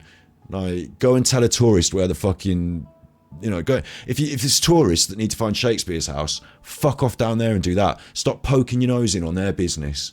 Like, I used to be like well against it. So these fucking people, and we had other shopkeepers who were in agreement with me. It wasn't just me.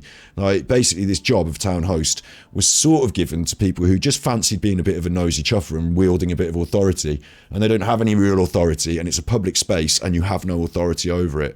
And in fact, I don't want any Stasi, you know, council spies. They weren't even council. I don't want them in my public spaces, not when I'm trying to fuck off, you know, around the corner and have a quiet reefer. So piss off. So anyway, we had the town Stasis, and I didn't like them. So then that woman who, you know, I told what I thought, if she now works as, because she probably isn't still a town host, because that's got to have gone by the wayside by now for sure. But if she's working in some other, you know, position and takes me, oh, it's me on the phone, oh, hello. And she's like, oh, hello, it's you. And I'm like, shit. You know, I just give them a fake name, don't I? So they don't have to know it's Mr. Me. And then if it is Mr. Me and they like me, they can go, oh, it's you. And I'll go, oh, it's me. And they go, hey. And if it's you, I go, oh, no, it's not. I told you, it's somebody else. Don't get all cobby. Obviously, check the booking, not the face. Check the booking. So, what does it say down there? Somebody else. Yeah, okay, so fine. Obviously, I must be somebody else. Can't be me. Him. You know. Can't be ready for Phil McCracken. Barristers. Phil McCracken, that's a good one. I wonder if they'd fall for it in the barristers. They've probably heard quite a lot of them. Don't do any of the racist ones on me on stream because I will inevitably read them out. And then I just did that one. You know, I just did that one. I don't, you know, I don't have any filter. So, what was I achieving on stream today? That's the story of the stream that I need to finish. And I need to get it in my head what I am doing and achieving. We have not done the... We wanted to take a photograph of something, didn't we? That. I need to take a picture of a Shaggy. Shaggy. Did you have Shaggy in America? It wasn't me. I put you on the counter. It wasn't me. I said, it wasn't me. You caught with your fingerprints. It wasn't me. Well, we've got your DNA from the condoms. It wasn't me. And, you know, you just need to tell us where the body is. It wasn't me. We've got you on the CCTV with a big black beanbag. It wasn't me. We've recovered the knife from the river. It wasn't me. Do you have Shaggy in America? He's a singer that did a song about... was it about murders? No, it was about having sex with people that he didn't have sex with, apparently. I think I got the gist of it. Did you have him? I don't know, but I've got to go and take a picture of a Shaggy wildebeest thing, so that's on my agenda now. And if I don't get it done, I'm going to be well fed up. So where do they have them? I don't know.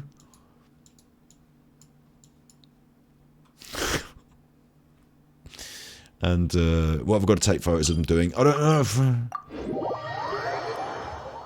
Eating, it was, wasn't it? Eating. Time to act. And they'll be all over, so... Oh, there's an homunculus, is it? It better is. Bet it is. Come on, get that homunculus, little book boy. Don't you miss that homunculus for me now. Don't you miss that homunculus.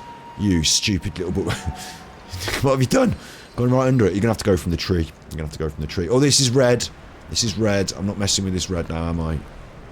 Not on a timer, but I have sort of done my stream for the night, 3 hours. So, I'm allowed my dinner now. But, I just want to see one of these fucking Shaggy beasts. I was a Shaggy beast when I was younger. Hey! Except, there's one. I mean, does that count? Because it's an enemy one? It's a baddie one with things on its back? I just need it to eat. Like, will it eat or will it just go... Because it's not a wild one. Is it possible that it will just go through a sort of routine of going up and down this path? Or will it stop and eat and do the idling animations? I have no way of finding out until I just watch it for a bit. It's the first one I've seen, so... Shaggy Sumpterbeast. Oh, hello, look at this. Tigers. Yeah? Shaggy Sumpterbeast. Now, they should attack it. That'd be alright. If I saw that kicking off and I went and saved it from the tigers, I'd feel much more comfortable about attacking the tigers. Why are they just not attacking it? That's strange. They only attack me. It's just me they're after. I need that and I need it eating. And then I can clear that off the fucking list. There's one down there. Hang on. That's one down there, isn't it? Yeah, go on then. Is that... It's resting. I've got that picture already. So, can I make it eating? Do you think I can't throw ingredients at it, can I? And that one's unlikely to eat because it's not even doing anything. So maybe I need to follow the other one. But because this is wild, I feel more comfortable that it might go through the routine. And it did say, the list was, what it said was just be patient on the list. So I think if you're patient, then it'll just do it at some point. Yeah. That's probably the best thing about it. Rain outlines your fate. Fucking wrong button. Get up that tree, you fucking... Get up that tree, you. David Bellamy never had this trouble. Right. Get your camera out. Right, we're up a tree. You know, nothing can go wrong here. We can see the sumpter beast. All I have to do is wait for it to eat. And at some juncture, it's inevitable that it will, yeah? I mean, am I going to waste my life? This is my life now that I'm devoting to waiting for this fucking cow thing to eat something on a video game so that I can take a photo of it.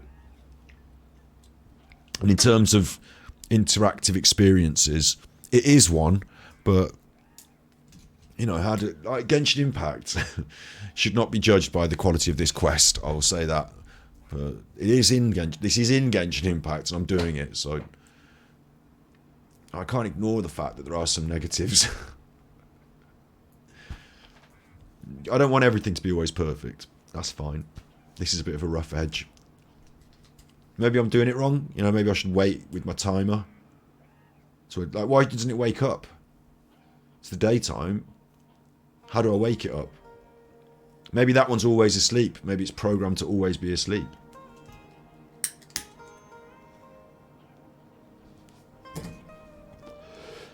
How will I ever know? I think I've got a better chance if I go and look for one that's just awake. Because nothing's happened here. David Bellamy never had this trouble. Do you know who David Bellamy is? Can I get F's in chat for David Bellamy? Do you know who David Bellamy is? He is dead. I'm going with dead. Right, hang on. I'll get to the top of this mountain and then we'll talk about David Bellamy. I'm going to say he's dead. I always get this wrong. Yesterday we looked at Bob Mills, and I'll have another look at Bob Mills now, and David Bellamy, right? Bit of a react. Yesterday we found out that Bob Mills was the very first, I don't know if it was the very first, but in the 90s, Friends Network Unreachable. My local network's offline. Steam says, yeah, of course, fuck off, Steam. I don't want any friends on Steam. It's a shop. So I'm now looking on the internet for the YouTube, and I'm going to show you In Bed With Me Dinner. I was asking this yesterday. Do you know about In Bed With Madonna? I'm going to be asking a few questions now for chat. Do you know about In Bed With Madonna for a first question? Yes or no? Madonna made a documentary in the 90s, in 1990, and it was mainly black and white, and it was like the backstage of her tour and all this, and you know, she was acting up like Madonna. A lot of Madonna moments have come from this documentary, and you know, it's quite interesting. It's behind the scenes of Madonna. It's called In Bed With Madonna. So there's a comedian in the UK called Bob Mills, and he did In Bed With Me Dinner.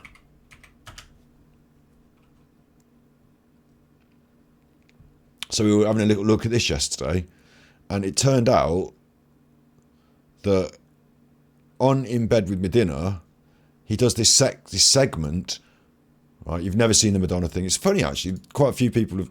Yesterday, no one had heard of it. Yeah, In Bed With Madonna. It was quite famous, I thought. Caught red-handed. That's him. That's my Uncle Charlie. So he does these segments on his show. I'm not going to go too deep into what his show's like. I used to watch this as a kid. So I was like... I was probably actually about 10 years old. And I used to...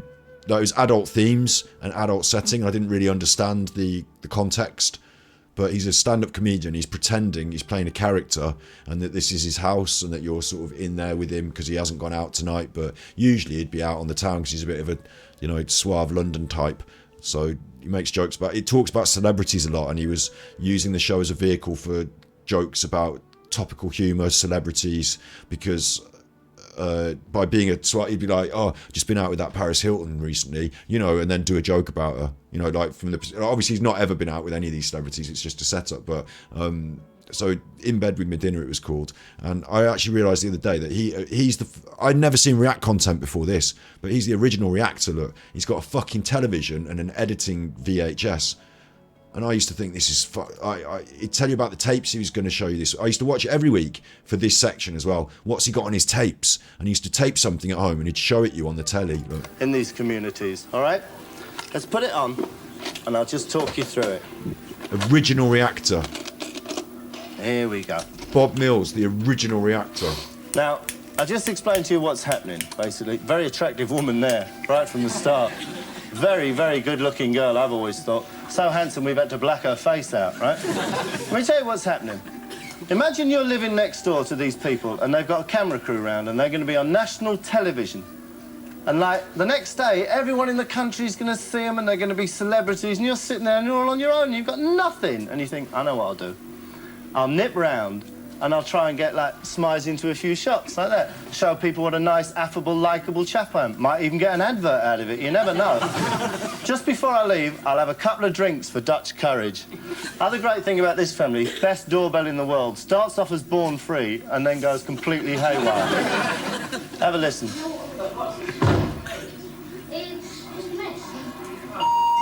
Born free.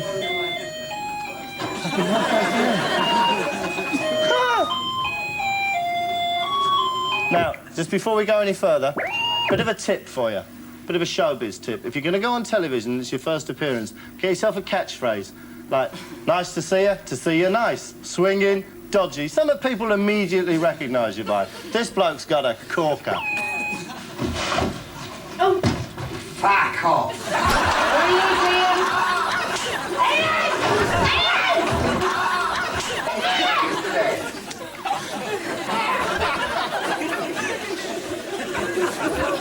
Now, I have to say, I don't know if you missed what he said then. Okay, let's have a look. I've had enough of that. That's Bob Mills in bed with me dinner. So that was a show I used to watch in the 90s. I've now forgotten why I'm reacting and what I'm supposed to be saying about David Bellamy. Right, so that was from yesterday, but I thought I'd bring it up again. The original reactor, Bob Mills. I don't know if I can cut that one and put it on YouTube, because that was close to being a scene of domestic violence. I don't think it was. I think it was comedic, and I think those people knew each other and they were messing about. We'll just say that, yeah, because it probably wasn't... I think it was close to getting me shut down on terms of service there, in bed with me dinner. It's on YouTube, it's on the telly, like, it's not awful, it was just a big joke, look, they're all laughing. So, like, you know, I'm a bit worried about that, to be honest. Terms of service. I hope they understand that I would never advocate for domestic violence in any way. In fact, quite the opposite. Probably the opposite, if anything. So, let's now have a look at David Bellamy. Now, the joke yesterday was in Bob Mills in bed with me dinner. Right, that bloke. I said he's dead now, and I get every time I do a show, like every time I raise a celebrity, because to me that's a celebrity from the 90s. Every time I bring up somebody on the internet and talk about them and introduce them to a new audience like I'm doing now, then I always say they're wrong. I say either they're dead if they're not, or they're not if they are. He's not dead. He's 65 years old and going strong, lives in Chester, and he's doing after dinner speaking, so he's not dead. So there you go. Bob Mills confirmed, not dead. David Bellamy, on the other hand, let me check if he's dead, because I said he was. David Bellamy. It's quite rude to say someone's dead if they're not. Bellamy. David Bellamy, dead. Yeah, good. Right. I mean, not good, obviously.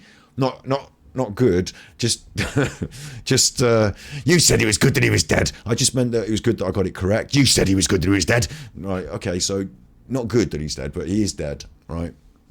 Famous English botanist. Now, you'd have to tell me in chat, do you know David Bellamy?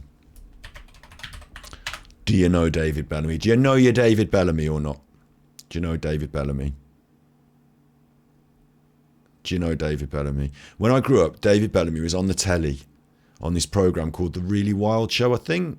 Did he do The Really Wild? Let me just see. That was Michaela Strachan and Chris Packham and another bloke, wasn't it? It wasn't David Bellamy. Right, we'll do David Bellamy first. David. We're already on David Bellamy, you fucker. Right. So he was on the telly and he was doing the nature stuff on the telly, but he was kind of distinctive in his personality. Sadly, of course, it's not perfect. The forest will never be the same again. And the way he talks. How fast will the second, let alone the 10th crop of timber grow? How fast will the second, let alone the 10th crop of timber grow? Brazil nuts, and there is no sustainable future for these and many other children. It really is a very knotty problem. And it's the internet. Parabéns para você, and it's only going to be a happy birthday if this experiment is seen to work and put into action on a grand scale. So you're not supposed to be able to understand everything he says because he talks in that sort of slightly slurring way. So he's known, like, you recognise David Bellamy is like a...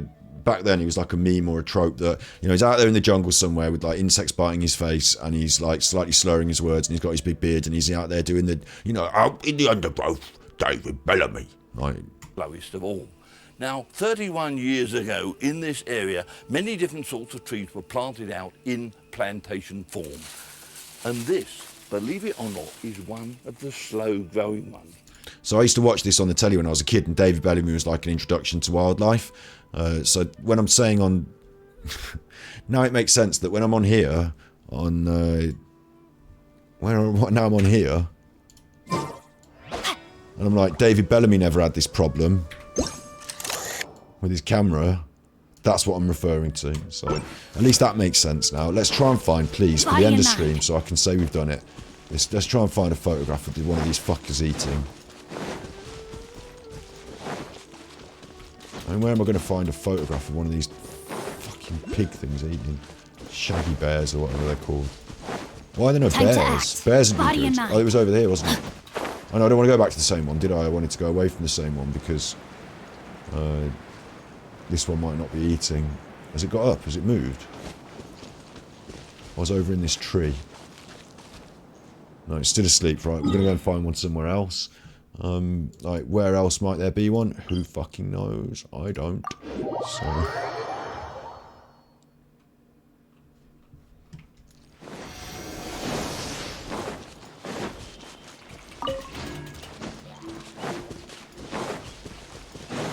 see a chest down there though. A couple of cheeky chests. I'm supposed to go and find them in the wild. There's one there. That's asleep as well. And it's got a chest attached to it. I've been there and that's been a nightmare, that chest, hasn't it? I don't remember. Maybe I haven't. Let's just do it. No, I've got Collie on squad. Hang on, hang on, hang on.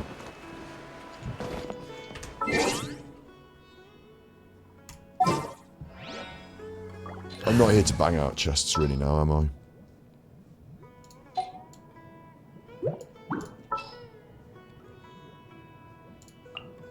Sooner we're done, the better. Little chuffer. I'm here. It looks like quite a nice chest, doesn't it? Is it a common chest, normal chest? There's another one of those things up the hill. Slapping up the hill there. Am I going to get one of these things eating? There's another one over there. Come on. Are you eating? You're eating. Fucking yes. Yes, man. Fucking yes, man. What? Sufficient pictures of this type. Was it sleeping, the other one? Because I've done attacking, haven't I? Oh, no, no, no, I've just come away from one sleeping. No, it's okay, it's just over here. Just over here, just over here. Surely, surely. Body and mind. From distance. Sufficient pictures of this type. Hang on. This is going to be an issue for me.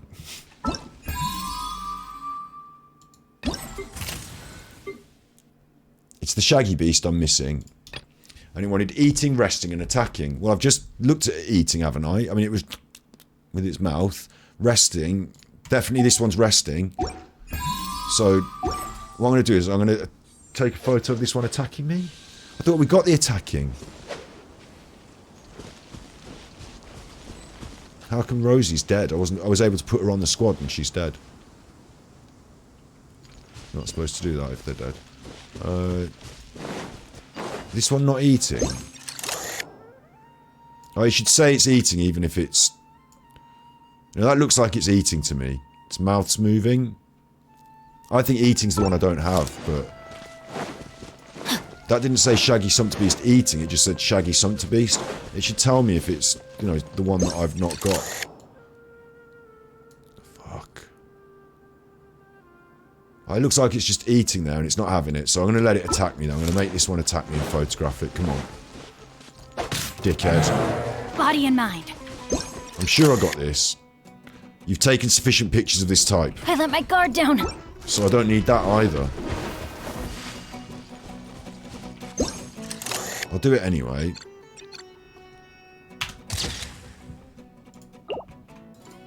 Like, this is rubbish now.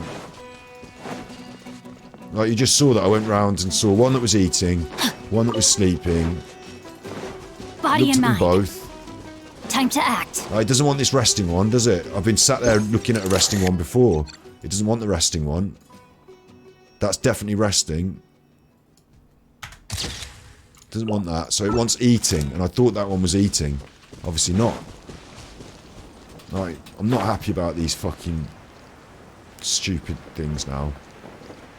I mean, they're up there. Do they eat? Where do they eat from? How do I know when they're eating? And is it a wild one that might be eating more than a, you know, more than a... This is not good as far as I'm concerned. It's not these, is it? Got sufficient pictures of them. Two toucans. Two toucans can play at that game. Show me a shaggy beast eating then. Or I'll go and take this chest in a bad mood. No. Might have to wait for that in the wild, you know. You might have to just come across it during gameplay. I do like to get things... No, if I've got... You know, if I set myself a little target, then I like to complete the target, don't I? So... Body and mind. Time to act. There's loads of crystals over there, dragging me over there, my attention, but I don't... You know, right now I'm on the hunt for one shaggy beast eating something. Fuck's sake, I can't find them anywhere. I found some and they weren't eating, and the one that looked like it was eating apparently wasn't eating.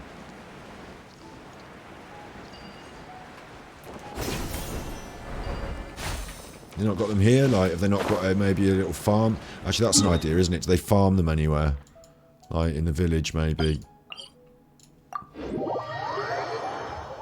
They might be in there eating little, you know...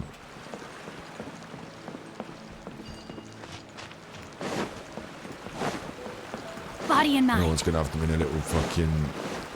I'm being a bit hopeful here, aren't I? I can't remember them being here, like, in a little pen. Unless there was someone... Was there someone over the river, maybe, who had them in a pen?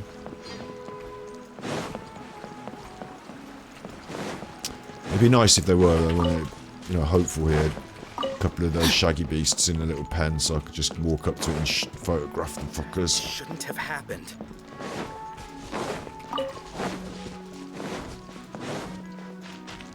Body and mind. No one's got a shaggy beast having its lunch. No. You're all useless to me.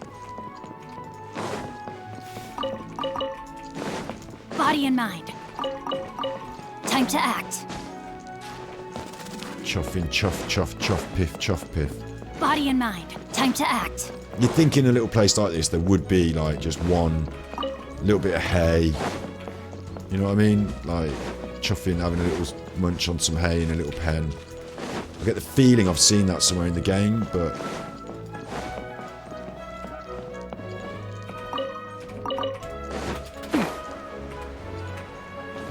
Not getting lucky.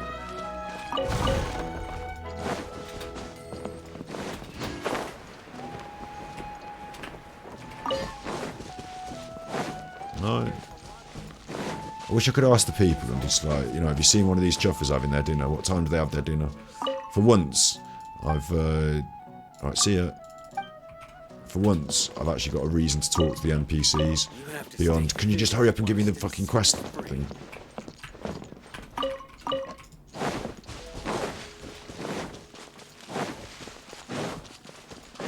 Town Body now. and mind.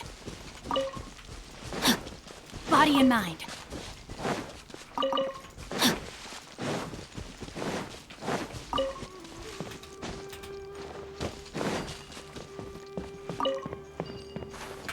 This is going badly, Body isn't and it? Where mind. are they? Maybe I'll go back to the very start. Maybe there was some in the starting area. 'Cause it would've been, oh, there's one, right. Come on, be eating, be doing whatever I need you to be doing. Not the light creature, that one. Oh, please, man, I bet it's eating. Or is it resting? Is it on its side? What's going on?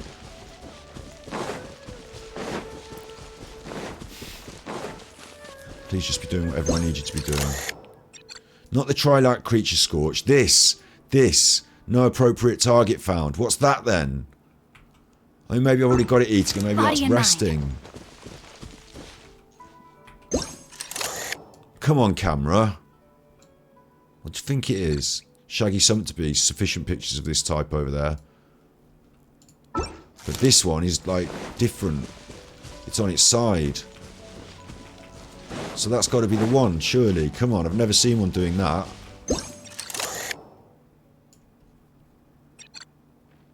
I got it, okay, but it's not right.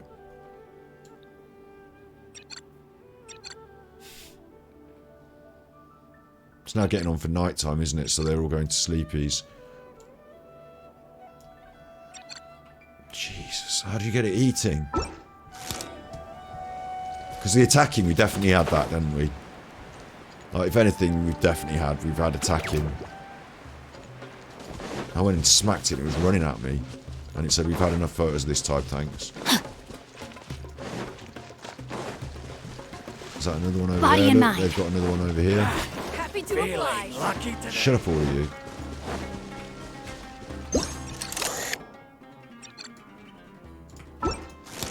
Stop attacking me. Except for you, the Sumpterbeast can attack me. I mean, that's definitely attacking, yeah? No doubts. So that's not it. Time to act. I wonder how you get it to eat. Oh, what's that one doing? Asleep. Right, I'm gonna just... Patience out here.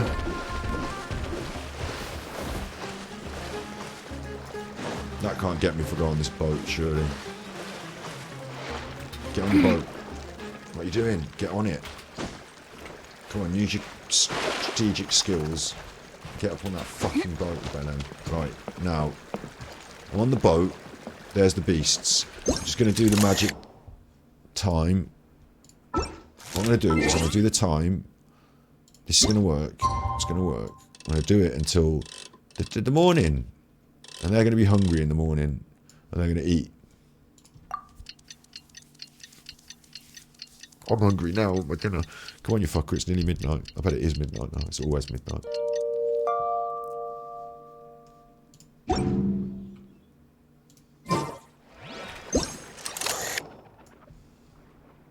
They're still sleeping.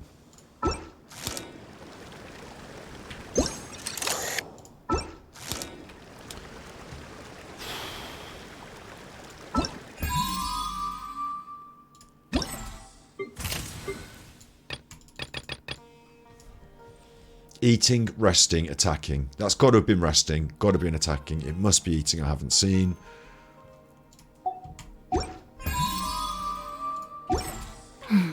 Now this. And time, please. This is what I. Just go to afternoon.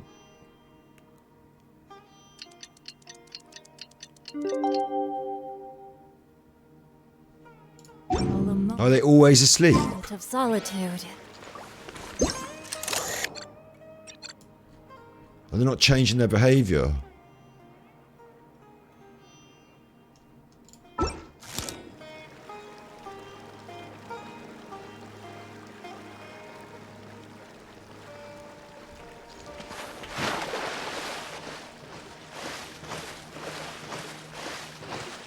Body and mind. Time to act. Wake up, you dickheads.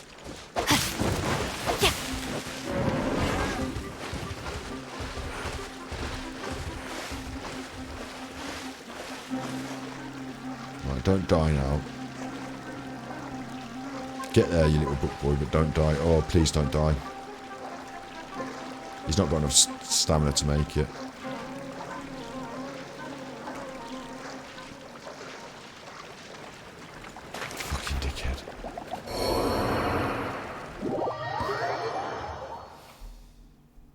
put me back there, look. And it's asleep again. Just went straight back to sleep. Like, that's fucking rubbish. How am I going to get a photograph of them Body eating and mind. if they never eat? There's some squirrels. I'll take a photograph of a squirrel. No. Piss off then. Body and mind. Quite disappointed with that because I feel like they're there, I'm here, you know. If anything should be going my way, it should be just that happening, but for some reason it won't happen for us. So there's one more location. If it's not happening, then I will just fuck it off. For the evening. And revel in the glory of all the stuff we've earned, fed down the throats of our new characters or whatever. Have you got maybe one of these shaggy beasts out here? You know, you might have for your caravan. You might have a little courtyard with a shaggy beast kicking around. Now, I would put that in the game, just eating. You know, just in a little, one of these corners of this little place. Do you know what I mean? It makes sense, wouldn't it?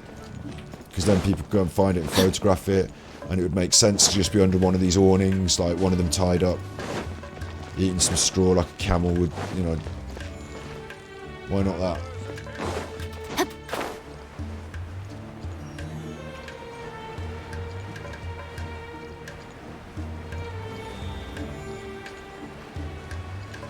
Seeing duckies, not seeing Body and mind. shaggy beasts eating. I mean, I wonder where they go to eat. I wonder what they like to eat. I think of them as a grazing animal for open plains, yeah? Body and mind. But they're not really in a deep, dark jungle, are they? Maybe I need to go to the mushroom place where all those mushrooms were, because maybe they eat mushrooms, and how the fuck do I know? There aren't any anywhere. Not that I can see. Going in this little house now and I've had enough. What's going on in my bag? I've got new Electrolux, new condensed resin, new blueprints, brilliant. New geosigils. No extra things to throw at anything, I think, although the shop I never embark on a journey with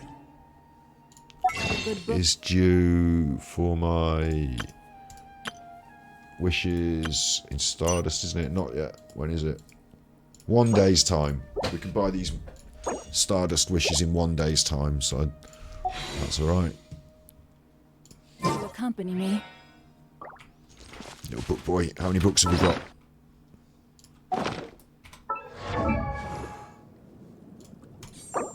Two. For today's endeavour, two heroes wit. One for you. One for you. Ningwang misses out. Ningwang and Collie on the way up. They're missing out. These three. Bennett, Ningwang, Collie. 4. Official. Ningwang. Those 4 are on the way up.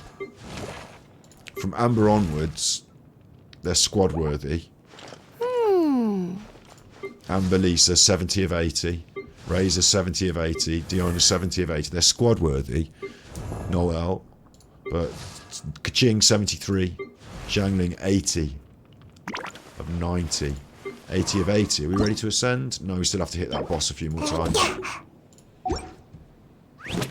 80 of 90. 80 of 80. You ready to ascend?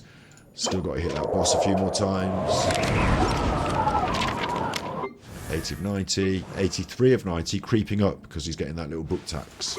80 of 90, so we're quite happy with the way we're rolling at the moment, actually. Where are you? Weapons and artifacts come next. Could do some artifact grind soon. You know, it's the one thing that goes to the back of the queue for me, the artifact grind, but I should bring it to the front of the queue soon because whilst Klee's got a couple of decent pieces here, I've got new characters who are due to be fully furnished, so got to do a bit of artifact grind. It was on a dessert. And I've got 34 resin, which is a bit annoying because 40 would be a boss kill, wouldn't it? So maybe I'll come back at like 2 in the morning and do a quick boss kill before I turn in for the night.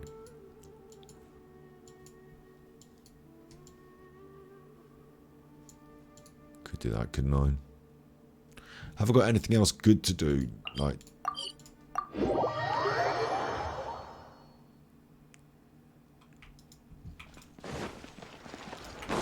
anything else that I can ascend or be pushing? Let's have a look at the weapons. 80 of 80, 80 of 80. So if you're a 4-star, we could potentially enhance you. We need one more Boreal Wolf's Nostalgia Tooth. And a couple of them.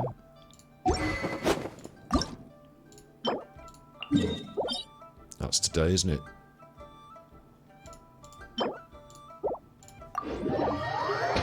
Spend a bit of condensed resin to finish the stream, I think.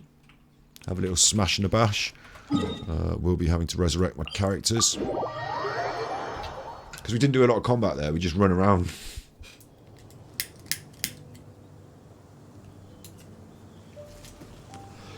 It's good. I like the exploration. I got a bit exasperated with the fact I couldn't find a certain kind of pig. Did a lot of flying around today.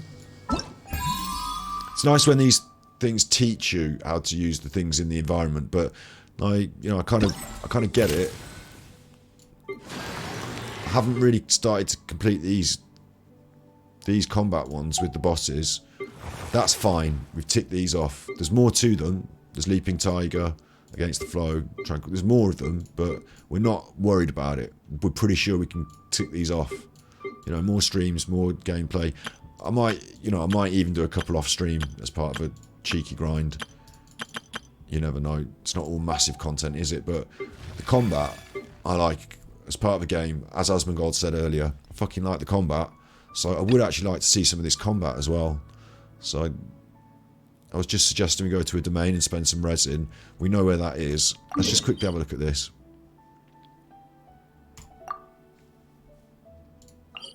I want to see it.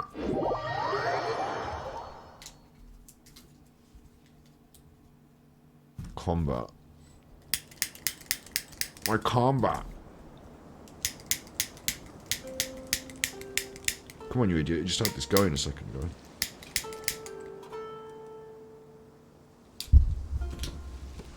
Let's do some bashy bashy. No one's... I just went to fucking heal them up and they're not healed.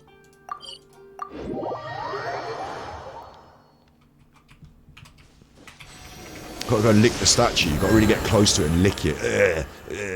And that way it heals you up. It's quite a good system, these statues of healing. They are quite good. You know, you're used to having magic teleporters in games. And it's understated. You know, they don't explain it why it all goes on, but it goes on. And the healing's quite a good system, actually. I quite like it. Time to act. It's very fair. Could you imagine if Genshin Impact was less abundant in its heals? Could you imagine if it was like, you know, you died for the day and then that was it, you can't grind anymore because you're dead? Like, a bit more permanence in your death. Otherwise you spend some resin to resurrect. Like, that would be fucking awful, wouldn't it? Shouldn't give them ideas. But no, they haven't gone that way. You know, infinite heals, essentially. Not, although I wiped on a domain the other day over and over again. Defeat all opponents. And it wasn't infinite heals. No, my sword! This can't be right. It's those big chuffers down there, isn't it? It's the level 88s down there. Not this lot. Although I will kill this lot. Get my specials warmed up for the big chuffer. Fine, fine, boom!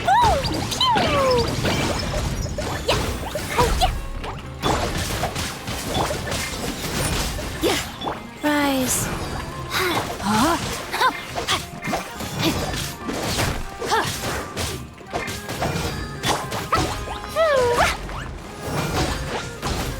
Jumpy dumpy go! Judgment!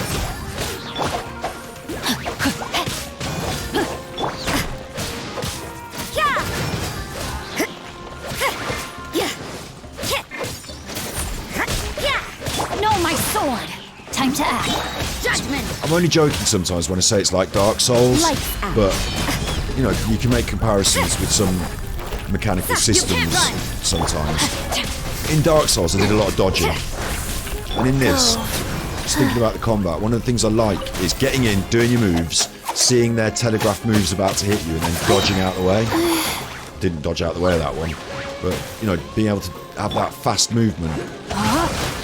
Let me me I weave feel you a verse. nimble Judgment. and crunchy at this end. And when you get your damage dealers on, feel crunchy and solid. Boom, boom, boom. Pow, pow, pow. But I like that nimble aspect as well. I'm like a cheeky mosquito. I'm in, I'm out, I'm smashing, I'm crashing, I'm in and I'm out. Fast. You can't run. Kung Fu, that is, isn't it? It's martial arts, it's, you know, Yeah, judgment. it's not just about being a big chuffer that can smash. It's about skill and art, isn't it? Oh, Chuff, what's going on now? Some big chuffers decided to get in.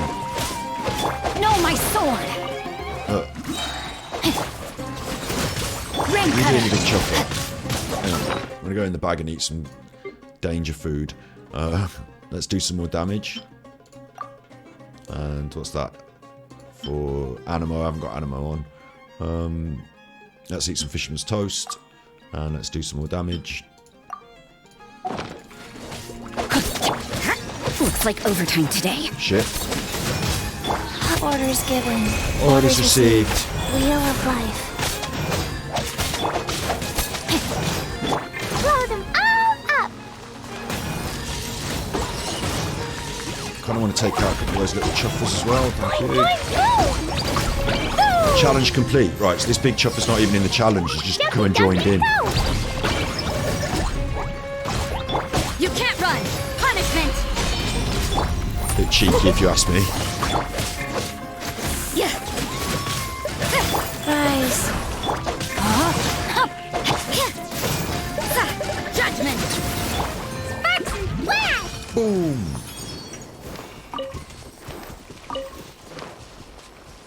It's actually well cheeky, isn't it, to come and get involved in the challenge when you're not part of the challenge, you big chuffer.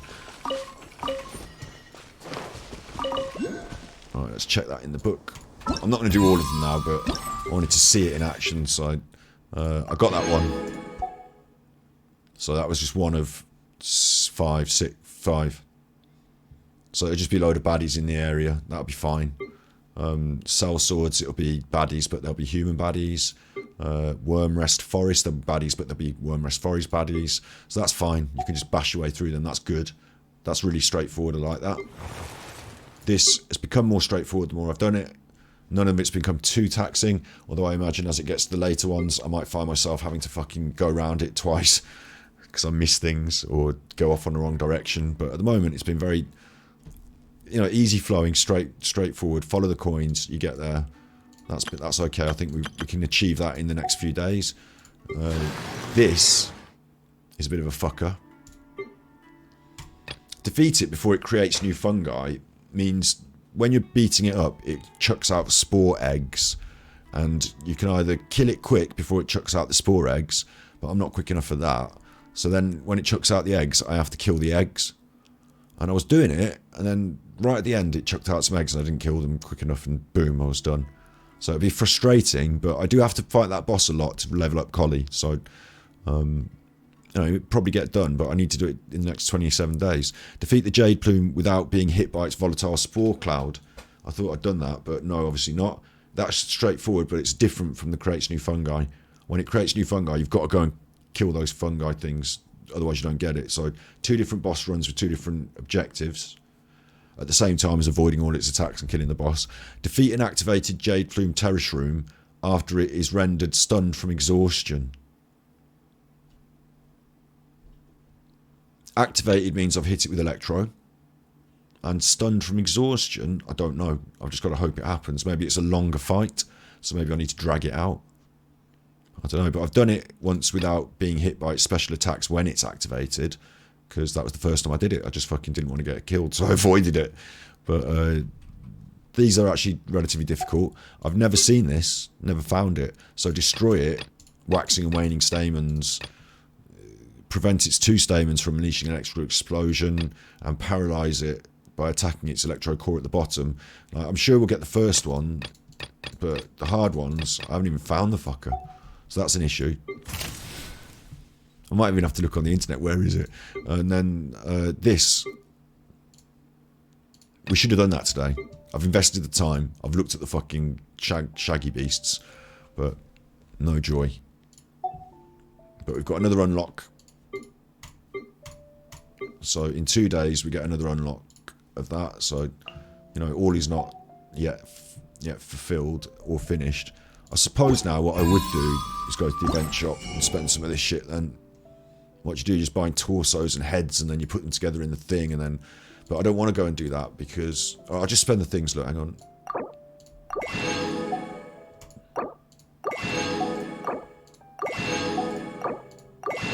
If I go over there, they'll kick off the quest. They'll start talking to me.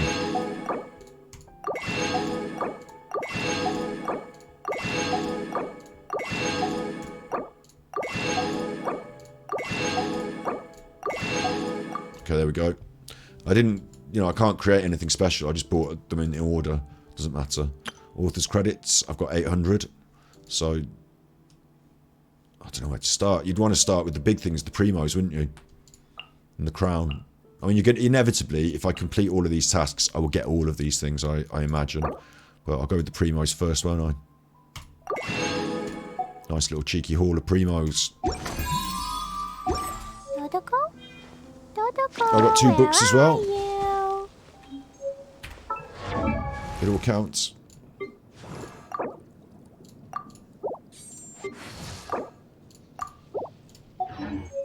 And I'm going to check the primo tally, which is now at 13,704. Ooh, 13,704. That's nearly 14. And that's halfway to where I'm at. So you think of it in little chunks, it's easier. I'm halfway there now. Basically halfway there. When we clear 14, we'll celebrate halfway. Oh, I've got 9 free wishes. So I'm over halfway now. Because of those 9 in the bank. I want to try and get to 80 times... No, 90, isn't it? Times 2. Pity 90 times 2 equals guaranteed whatever's on the banner. Anything under that might spend all my wishes, might get unlucky. Really unlucky, but unlucky. And not get it. So I need 28k in the bank wishes. They're in the bank. That means when a banner comes up and I like it, I can have it. They're in the bank for that. Once I've saved that up, if a banner hasn't come along by then, I then save up the next 28k for Hu Tao. Put those in the bank, and then we can be frivolous with wishes. I imagine a banner will come up before Hu Tao that we want. So, you know, we might spend and save and spend and save. And if we get lucky and get it straight off, we carry on saving, don't we? We're lucky. But thus far, we've gone 1 banner, Klee, saved up all the wishes, all of them, the 28k, saved them all up, burned them all. We were left with 700 primos at the end, wishing for Klee. We hit Pity, we got Chi-Chi, we then basically went to Pity again and got Klee, left with 700 primos. So we really, you know, pushed the boundary there. It took us all the way to the wire. So I can expect it to go to the wire again. That's the way I should look at it. So we're halfway to our total. That's actually really good. But the free ones that we get, and also tomorrow in the shop, this Stardust Exchange, every month you get to buy, I think, 5 of these from the shop. So we'll be buying them tomorrow, so that'll add to that. We've actually got 15 maybe in the bank. Extra wishes. So really we're at, say, 90, 100, 115, maybe. Somewhere like that, 105, 110. Probably 110 wishes, maybe, we're at. So that's quite close to 180, isn't it? Yeah, we're on the way to the grind. We're well on the way. And when you consider that we're going to get loads of stuff out of this place, because they're going to keep doing events and throwing primos at me. Teleporters to unlock. 5, 10, 15, 20, 25... 30, 35, 40, 45. Like, there's like nearly 100 primos just scattered out there for me to just grab easy. In Inazuma, I'm doing it a bit more hard way. Going on the primo grind, find all the chests. Still got to completely exhaust Starfell Valley and Bright Crown Mountains and Bishi Plain and Kijong Estuary. You know, there's still a few cheeky chests hiding in these places somewhere.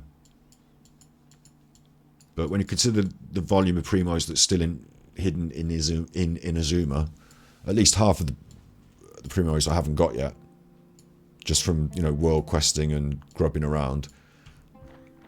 Still got to finish this, beat the boss here, got to go through some quests to unlock this island, and you know, got to find out how to unlock these places. So there's still loads there. Like, that hasn't been done. 40 primos. I'm not worried that we're not going to get the primos. If anything, I'm excited to go on all this extra grind.